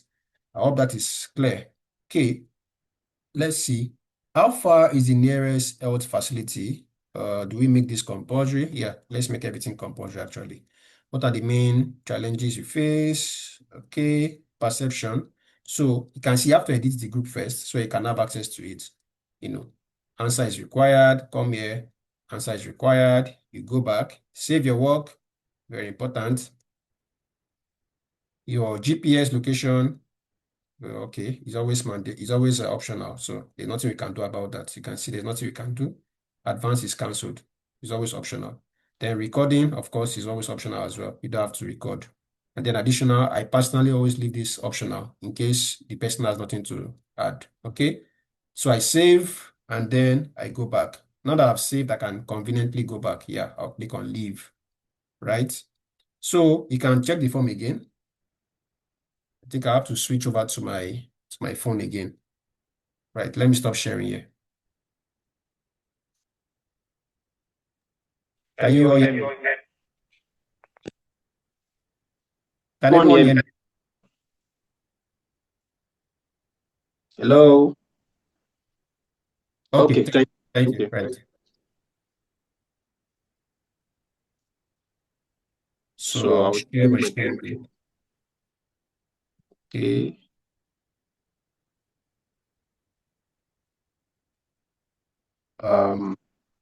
Let me go back to this. We So just keep going back.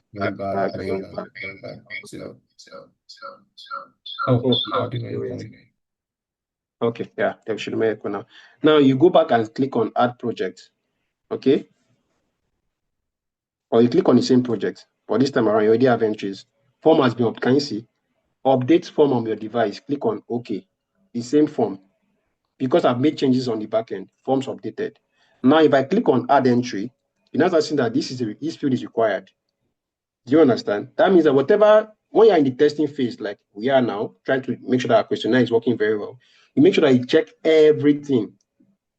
Try, for instance, this number here, try 51, if it will throw error and all of that. Make sure that you have tested it out so that when you go to the field or you send people to the field, make sure that everything is accurate, everything has been accounted for. You've checked all the things that could go wrong and you've made provision for them.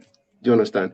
So name could be, let's see, who can I use now?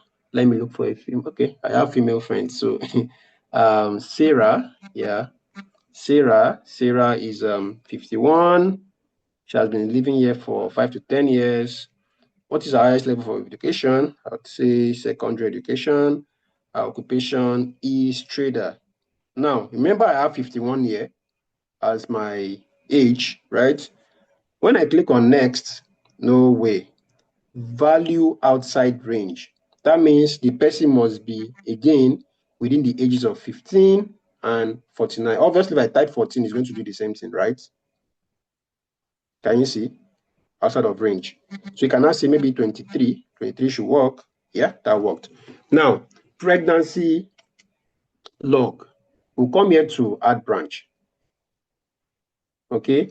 Have you been pregnant before? If I click on no and I click next, can you see? Immediately it takes me outside of the form entirely. That's what I was trying to fix the other time. Okay. You come back here and you click on yes, and then you see other questions. I should share the live link. Okay, let me see. I'll just copy that and paste. Just a minute. This and then paste. Just 1 minute, please. So I'll come here to chat, paste. Okay, good. So I was saying that if you click, for instance, did you attend antenatal care? Yes. And then you can fix it. Let's see if I say no. If I say no, can you see what was the reason for not attending? So you have to make sure that everything is checked properly by yourself before you even give it out to people. Keep checking and checking and checking. Make sure that assume that you're the person on the field, right? After building the form, assume you're the person on the field that's going to use this app now. Test out everything. And then once you see that everything is working fine, then you can now give it out to your field enumerators. Okay. So what was the reason for not attending antenatal care? You can come here and say nothing was necessary. Then click on next. Then save branch. That branch has been saved. Okay, I hope that is clear. So you can now start going to next set of questions. How far is the nearest health facility? Less than 30 minutes, 1 hour, that's fine. Whatever you pick.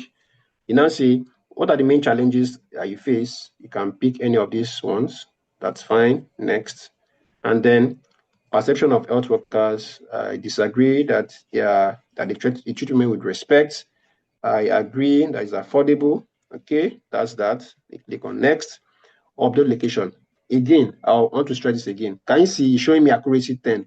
Don't be tempted to click next. Please click on this update location again. Okay. For ANC, if you choose yes, see what was the reason. Yeah, we can always fix that. Do you understand? That's the essence of this test we are doing. We'll keep running these checks, until we have that our perfect questionnaire or our perfect form.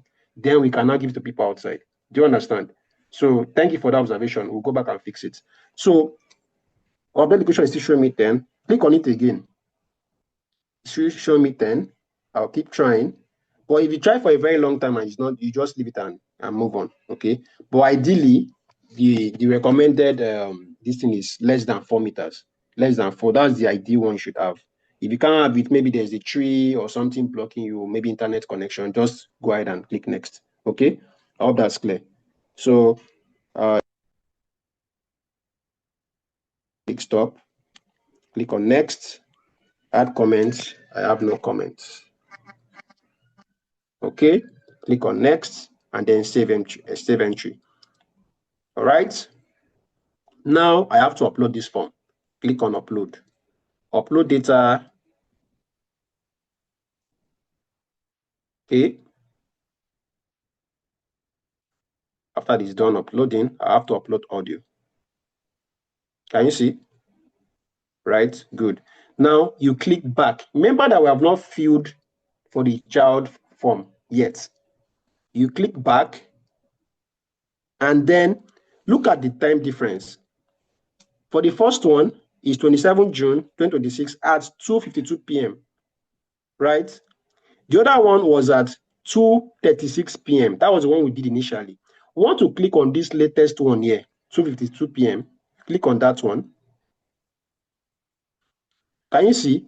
Maternal something. Click on add entry. Can you now see now? What's the name of your first child? All this is clear. What I'm saying basically is that you must have finished filling for those set of questions about the maternal, is she pregnant and all of that. When you are done filling that, you upload that form. When you are done uploading that form now, you recall that the woman said that she has 2 children. You will now come back here and, okay, madam, what's the name of your first child? You can now say Sheun. Okay, click on next. How many months old is this Sheun boy? 45 months old. Click on next. Has this child been immunized? Yes, no. I think we're supposed to even add, let me see, if I say no, can you see I'm not supposed to take a picture? That means I have to go back to my form and make sure that there's a skip logic here. Do you get the process now? So you have to keep iterating and make sure you test every possible thing that can go wrong. Every possible thing. If someone does not have, if a child does not be immunized, definitely they should not be taking a picture of the child immunization card. Do you understand?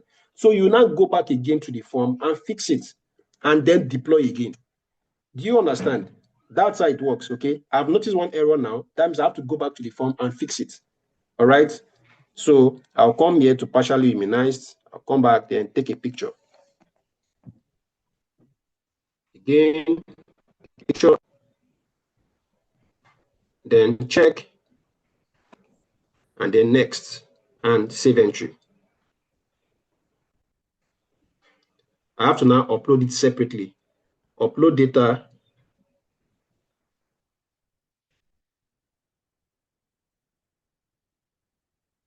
To take about a few seconds. And then upload photos.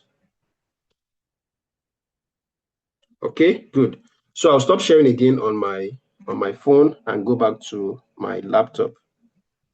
Okay, I hope that is clear.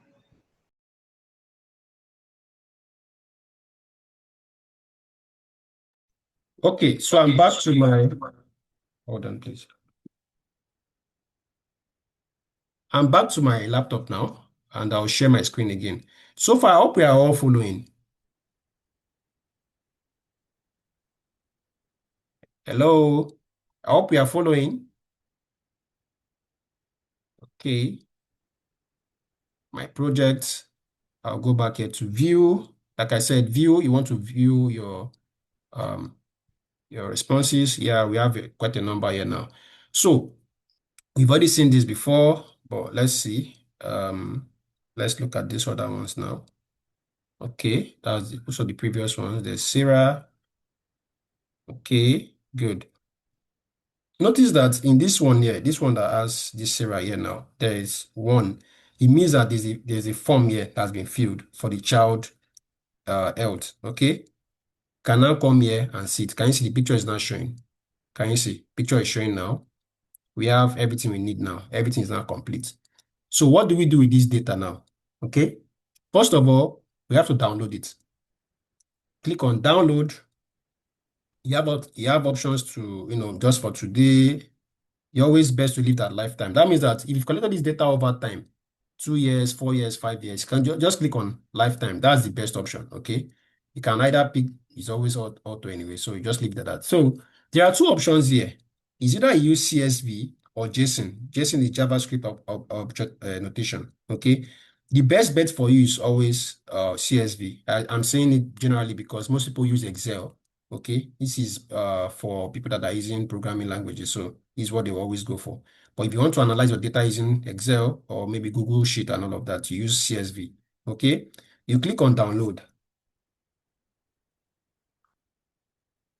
Okay, Now my data is ready. So I'll come here, click on this, and then extract. You have to extract it first. Very important. You right click, extract all, and then to open for you. Can you see? Your data is now ready. Can you see it? So you can check all of them now, one after the other. Let me close this. I was trying to build a query before the class, so it's card. Yeah. Let me build again now. Let me close this and close this. Don't save. Okay, so now we'll start with this one. Open this one. Check it. This error always comes up. It's warning you that whenever you're using CSV file formats, that you could lose data. So don't just click on cancel. It's just normal this thing. Okay. Okay, let me see. Don't show again. Yeah, leave me alone. All right. So you can see this. We can see this. This. This. Let me scroll. This. This. This. And yeah. Can you see? So this one is for. Let me bring this down a bit. Pregnancy history. Okay. Remember that branch I told you about? This is the branch here now. Have you ever been pregnant before? Yes, no, yes. Can you see? We have our answer now. Can you see it now? Right? Let me open the other one. This one is for maternal profile. Okay? So we have the name of respondent, we have the age. Can you see why I made it mandatory? So that everybody must respond. Okay? How long have you lived in this area? What's your highest level of education? Your occupation? Okay? Pregnancy history. Okay? See? How far is the nearest health facility? What are the main reasons for not going? Okay, that's the perception now, how they treat pregnant women, and then the cost, and then the latitude and the longitude. That's what you now use to build your map. And then that's about it basically. Okay, can record voice.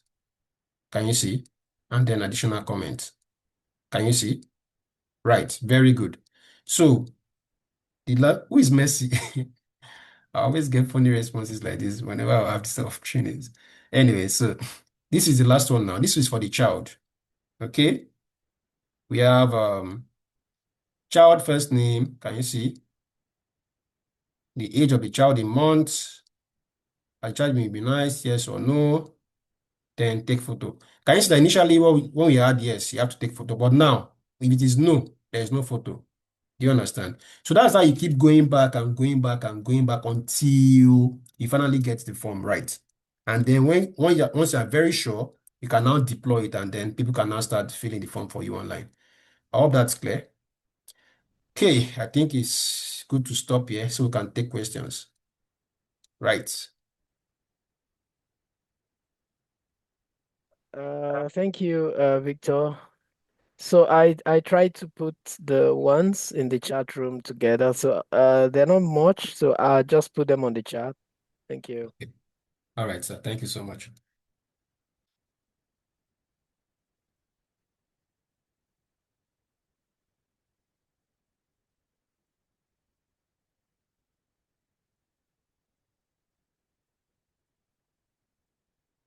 I think I can even start answering this one. This one that I asked about must your respondents have EpiCollect app on their device before they can respond? Yes and no. So yes, in the sense that you with the app now it's easier, right? Both on your iPhone and on your Android app, on your Android phone, you can, record those responses and all that. And then no, you can use a browser. Do you understand? Okay, how do you add child in KoboCollect? Sadly, we don't have that in KoboCollect. Sad. Yeah, I wish we did, but we don't. The app is not working on my phone. I have tried several times to download, but it's not working. Is it like a space issue? Sometimes it's because of space. If you don't have space on your phone, it might not work. So if you are the one, please maybe raise up your hand so that we can try to debug it together. Okay. Please, I missed how he added the child form. Okay, I'll take that again. Must you respond? Okay, I think that's about it then. I want to know something about how to generate QR codes. I have been seeing it in some projects. Oh, no problem. It's fine. I'll show you. Okay, I think we have to address two questions now. So the first one is how to add the child form. Okay. So you have the person, please, if you are the person that asked about the app not installed on your phone, you may want to raise up your hand so that I'll, take you through it, hopefully, right? So let's see. I'll share my screen again. So if we go to, let me take this up here. If we go to this place again here, let's even create a new app so that I can use that one to demonstrate it for you. A new form rather. So I'll go back here. I'll go to create project. I want to start from scratch so that I can understand it very well now. So you can see this child form demonstration, okay, works, right? This form is for demonstrating how to use child form, all right? So form name, you can give it any name. You can always change it. Again, set it to private. Okay, very important. Set it to private. And then we create. You can do this later. Let's click on that option. Can you see it's gone? When you, for instance, if you mistakenly click on that option, like, hey, I'm in trouble. No, you're not in trouble. Just come here and click on form builder. Okay. So it's always best to just click on that option. It saves you a lot of time. Okay. So you click on form builder. Okay. Now, want to add a set of questions. Remember I said that you can start, when you want to add question, just click on drag and you drop it here. Okay. How are you, for instance, right? We can now come here again and add how old are you? Okay. Now, let's say we keep adding those questions, for instance, and now we want to add a child form. A child form, like I said, is an offshoot of the parent form. So that if a respondent says they have a particular thing or they meet a certain criteria, they can now go ahead and provide more information about that. Okay. I've given like 3 examples already. So let me talk about the tree again. So say for instance, you have a school. Let's go make it realistic. What is the uh, lot number of this school? Okay. And then you ask who is the headmistress? Okay. So for instance, here, if you want to create a question now, for instance, and you notice that's supposed to be radio instead of number, you can't just change it here. I've tried this, is sad, but I hope they fix it in the future. Now I'll have to now come here and drag and drop and then type my question. Who is the headmistress? It's not even radio, it's supposed to be text. So I'll come here, drag this, type, and then delete these other ones. Do you understand? That's how it works. So you can't just automatically just change. Okay, I don't want to use, in like KoboCollect, I don't want to use text again. I want to use select menu. It doesn't work that way. Whichever one you have dragged and drop here, that's it. You have to stick with that one. So be very mindful of that, okay? Not to just add that there. So now that we've done this, we'll now come and add a child form and say trees in school. Okay? Let's make this one compulsory. Trees in school now. Okay, this is a child form. Okay, what we now want to do is that we now want to ask the location. Where is this tree located? All right, we'll come again and we ask, what is the name of this tree? Okay, text. We may even take the date, like, okay, what is today's date? All right, and maybe one more question. is this tree still useful? So yes or no, okay? Now, when we are done with that, of course, save your work, and then you go back to your survey, or you can call it a main form, whatever it is. So you notice that you can change it here. All you have to do is just come to this pencil icon here, click on change, and then change the name here. Do you understand? Simple as that. Okay? Trees in school, survey, and all of that. So what you now want to do is that let's make the questions compulsory so that we get full responses. Answer is required. This one, answer is required. Go to trees in school. This one, okay, its location is not always required. So today's date is required and then required. Okay. Now that we're done, click on save project and then we go back. Okay, we can leave because we know we've saved our project. So what we want to do is that we want to go and make it public. Remember, I said that you can always change it. It's always very easy to change. Okay, we make it public. So let's check for this on our phones. So I'm going to stop sharing here and go to my phone.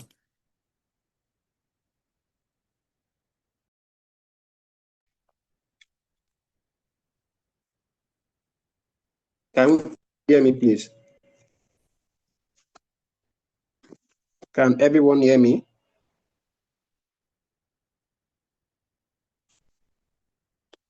Okay, thank you, Catherine. Okay, so I'll go over again to my, just keep going back or just click on project and that's it. Can you see? It's faster. Just click on project. So what we want to do again, you just go to add projects, okay? And then search for the name of the project. So in my own case now is child demonstration,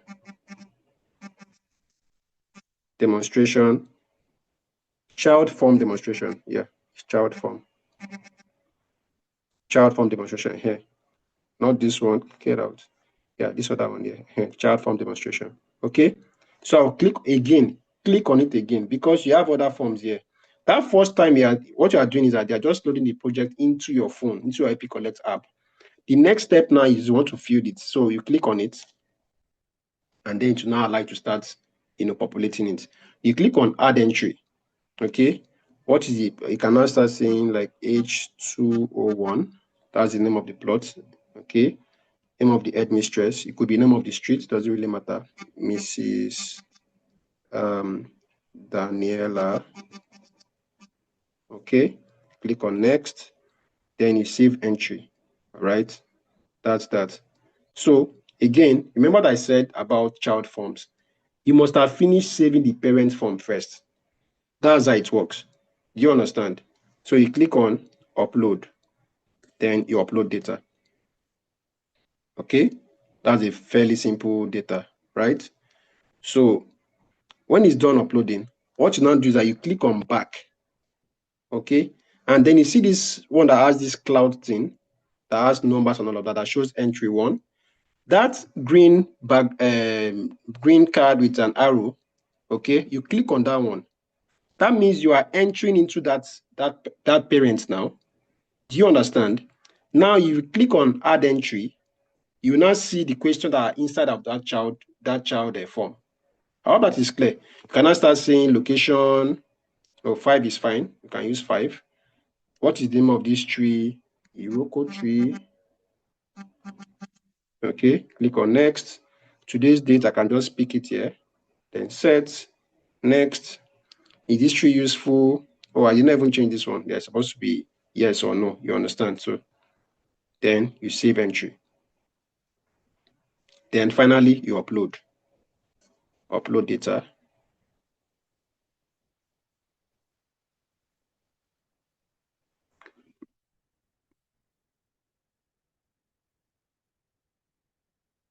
Yep, and that's that. I hope that is clear. Okay, I can see some questions here. Okay, I want to know. Okay, QR code. Yeah, let me take that one. So I'll go back to my laptop now. It's quite easy to make. I'll show you.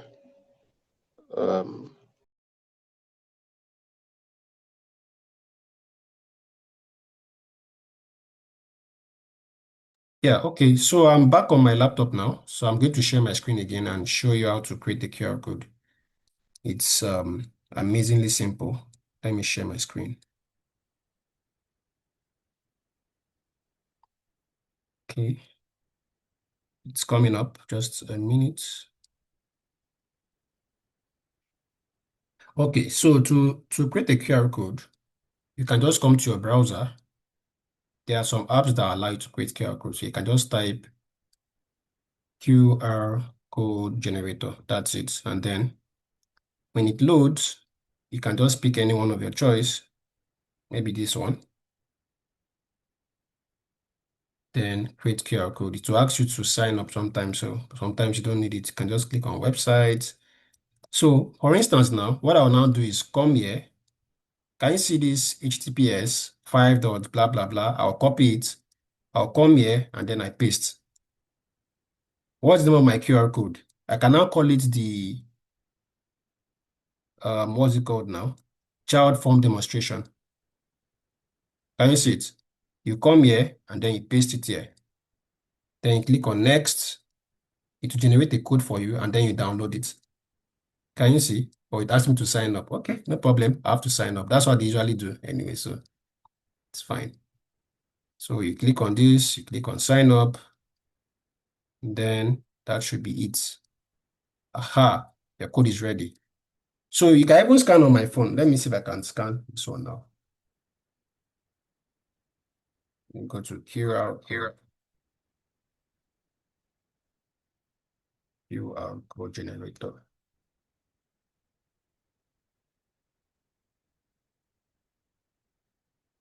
Okay.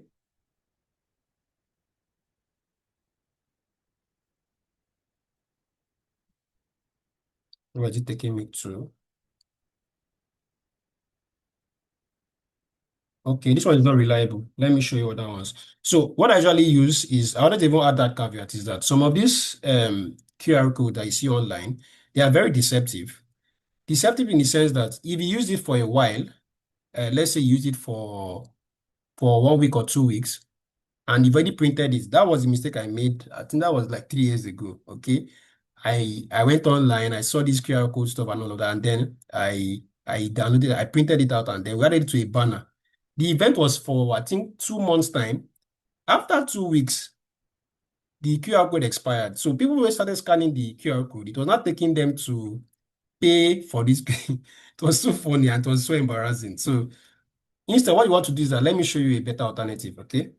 Let me show you a better alternative. So if you use Canva, for instance, I hope you use Canva. I do use Canva.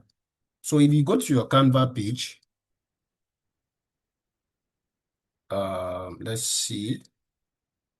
If you go to your Canva, you will see something like apps. Yeah. So if you click on apps, you can just search for QR code generator. QR code, this one. Okay. Then you type QR code. Enter your URL. No, not this one. The other one created the other time. So just come here, copy this, come back here, and we paste. Okay. Yeah, generate code. Can you see? So with this one now, you can send it to anybody. How do I download it? Very simple. Go to share. You can just even copy this one out. You don't have to share it. Just copy it out and then give it to someone. And that's it. Do you understand? So if I do this one now, for instance, let me scan this now.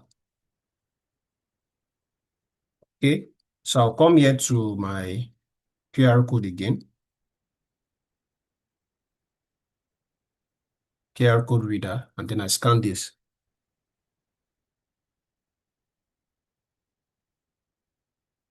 Exactly. So it takes me now to EpiCollect straight. Can you see it? Does it work for you as well? How the person can see what I just did?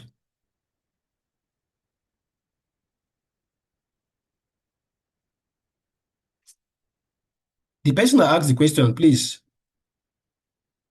Did they answer the? Yeah, Catherine, please try again. I just no, that's what I was trying to say, that they asked you to pay, yeah, 3 days and then yeah. So that's what I was trying to avoid. So I've created a new one now. Please scan it again now. It's on my screen now. Access barriers for the form created. I need to try as a respondent without downloading the EpiCollect. So you can do it, but it's very tricky. What I advise here is download the app. That's the easiest way, to be honest. Just download the app and it will save you a lot of stress, really. To save a lot of stress. So let me minimize this and then. So you can scan this QR code now on your phone, and then you're able to access this on your phone now. It's showing on my phone already. Okay. Let me take, let me just give a few seconds for people to scan the code and then I'll take other questions. Okay. This one is saying, yeah, Catherine, please try again and let me know if it works for you. Okay. And then, okay, someone said they can hear me. Is there a way to link respond to personal email in such a way that responses are received on email as the form is being filled? I don't think that's available. I don't think no, I don't think it's available. No, it's not. Does this data work? Yeah, it works offline as well. Yes. But you have to have downloaded the app first on your phone. That's the only difference.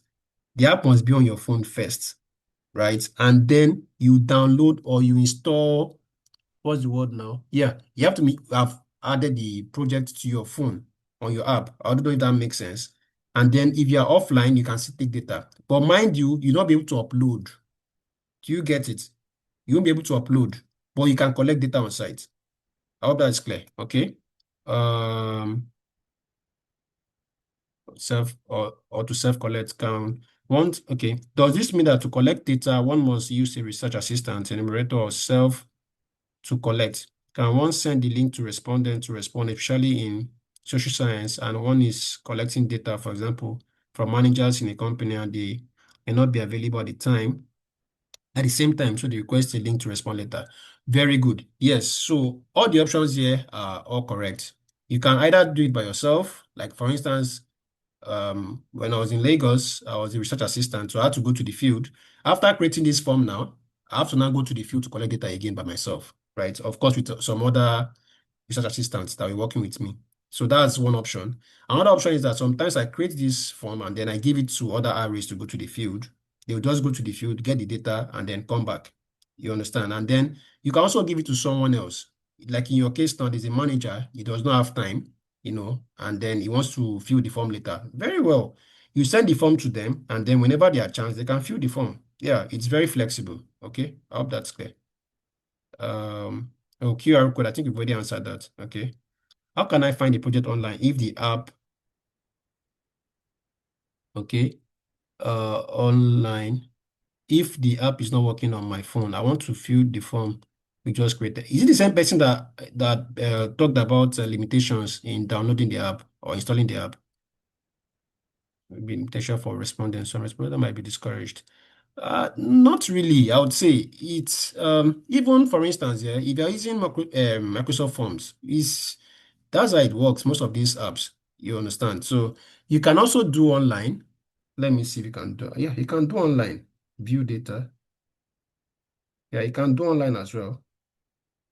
Yes, you can do online. So it's just preference, I would say. Do you understand? It's just preference. How do you ensure data is your data is protected from being edited or accessed by unauthorized since it is public? Aha, very good question. So the fact that it is public does not mean that everybody have access to it. It only means that people can start filling the form online.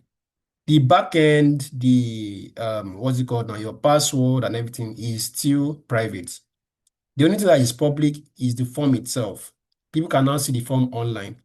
That's the only difference. Otherwise, nobody has access to your data. Do you understand? I hope that answers your question. Can we create a day to learn SPSS? Okay, that depends on the Dr. Felix. Okay, Catherine, please go ahead. Yeah, so for that one, remember I spoke to you about it yesterday, Victor, Yes, sir. the boot Mm, camp, the research mm. methodology, and yeah, so we are actually working on it, and we'll get back to you. Thank you. All right, sir. Yes, Catherine.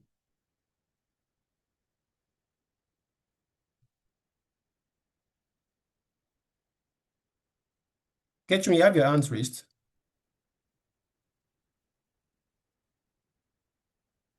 Or can she unmute? Dr. Felix, please help us unmute Catherine. Yes, I have given her opportunity to Oh, all do right. so. Yeah. Okay.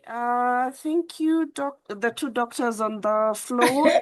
I'm not a doctor. Incoming. Please accept this. I am wishing you well. Oh, thank you. I appreciate it. I am also looking at myself as incoming starting next year, so we are in the process. Uh, Don't worry. So I think I'm just piecing something together, looking at those.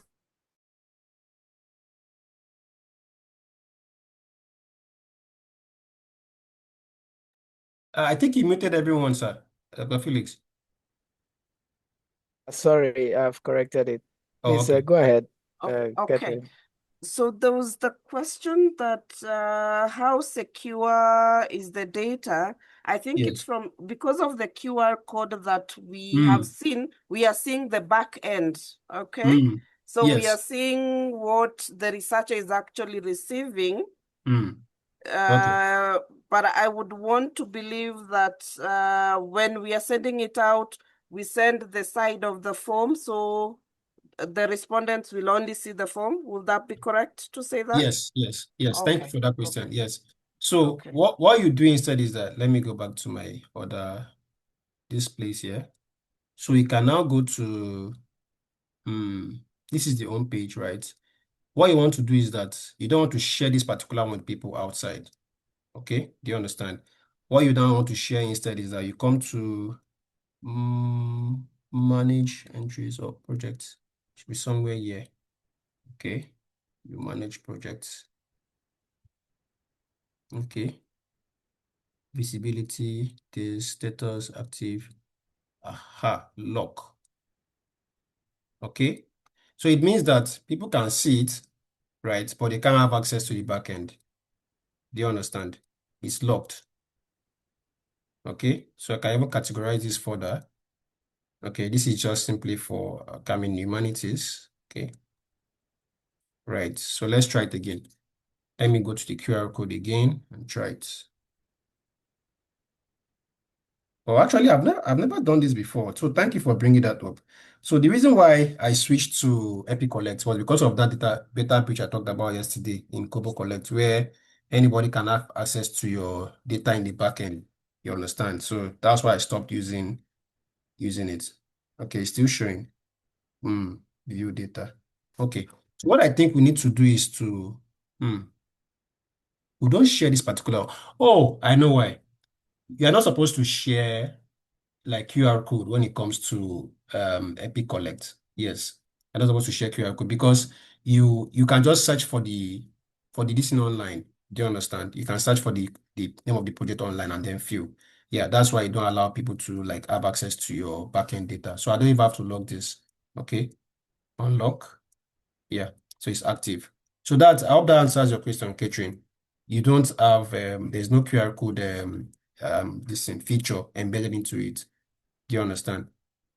Okay, You don't okay, share this. You don't share this with people. Yeah, this is yours for your personal use. Okay. okay. All Yeah. right. But what about the link? What about any other link? So they'll have to get the app. That's what you're saying, right? Yeah, exactly. They have to get the app. Yes, Okay, they have to get the app. okay, And you can see how easy it is to download. In about a matter of minutes, you have it on your phone already. Yeah, it's not difficult. okay. Yeah. All But right. Thank you. let me try on my phone. Let me see if it works. So I want to open EpiCollect on my phone. Like just go on the browser and try it. So if it works, I'm going to demonstrate it here as well. I think there should be a way people can just access it on their browser. Okay. So let me go to EpiCollect 5. EpiCollect, not EpiSports. EpiCollect 5. EpiCollect 5. Yes, this one. And then I'll open it. Right? And then I sign in. I'll find projects. Okay, project by name, child form demonstration, child form demonstration. Okay, It's not showing yet. I think I have to change my settings. Okay, it's public, active. Okay, let me refresh this. Okay, let me try again. Let me log in. Sign in with Google. Submit. Yeah, you should work with the browser as well. Okay, good. So you now come here and search for child form. This one is not showing. Let me go to the other project. Okay, access barriers.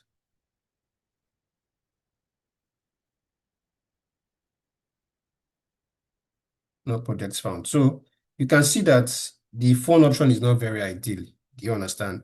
Just try it on the app. That's it. That's what I would say. I tried searching it on maybe I should just share my screen here on my phone so you can see it. I tried searching for this project on my phone and they were not coming up. So I guess that limitation exists for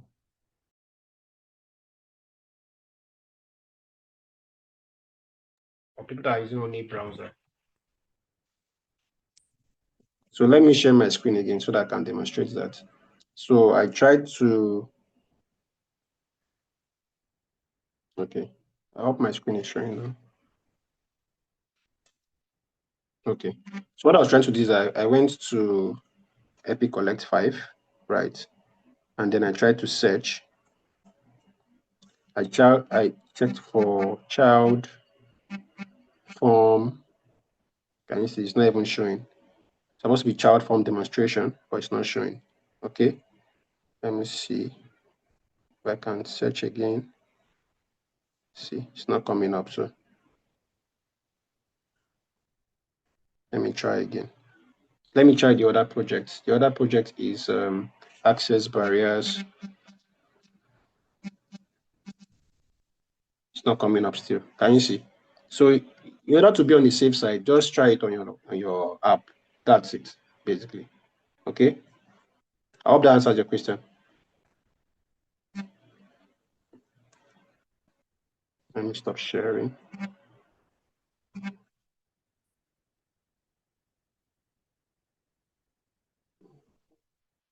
Okay.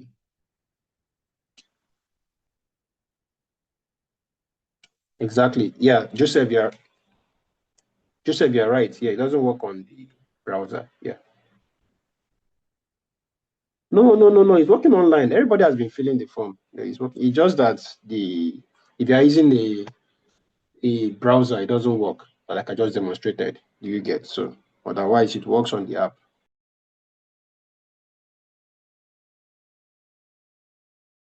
Okay, so I'm back to my laptop now. Does anyone have any other question? Let me see. I hope I've answered all the questions. Can I have the link to fill the access barriers form that was created? Okay, I've already answered that. Okay, QR code, I think we addressed that as well. Okay. To link respondents now. Okay. I think that's all, right? I hope I've not missed anyone. If you think I've not answered any, please raise your hand so that we can take your question. I don't think there's any other question. Dr. Felix.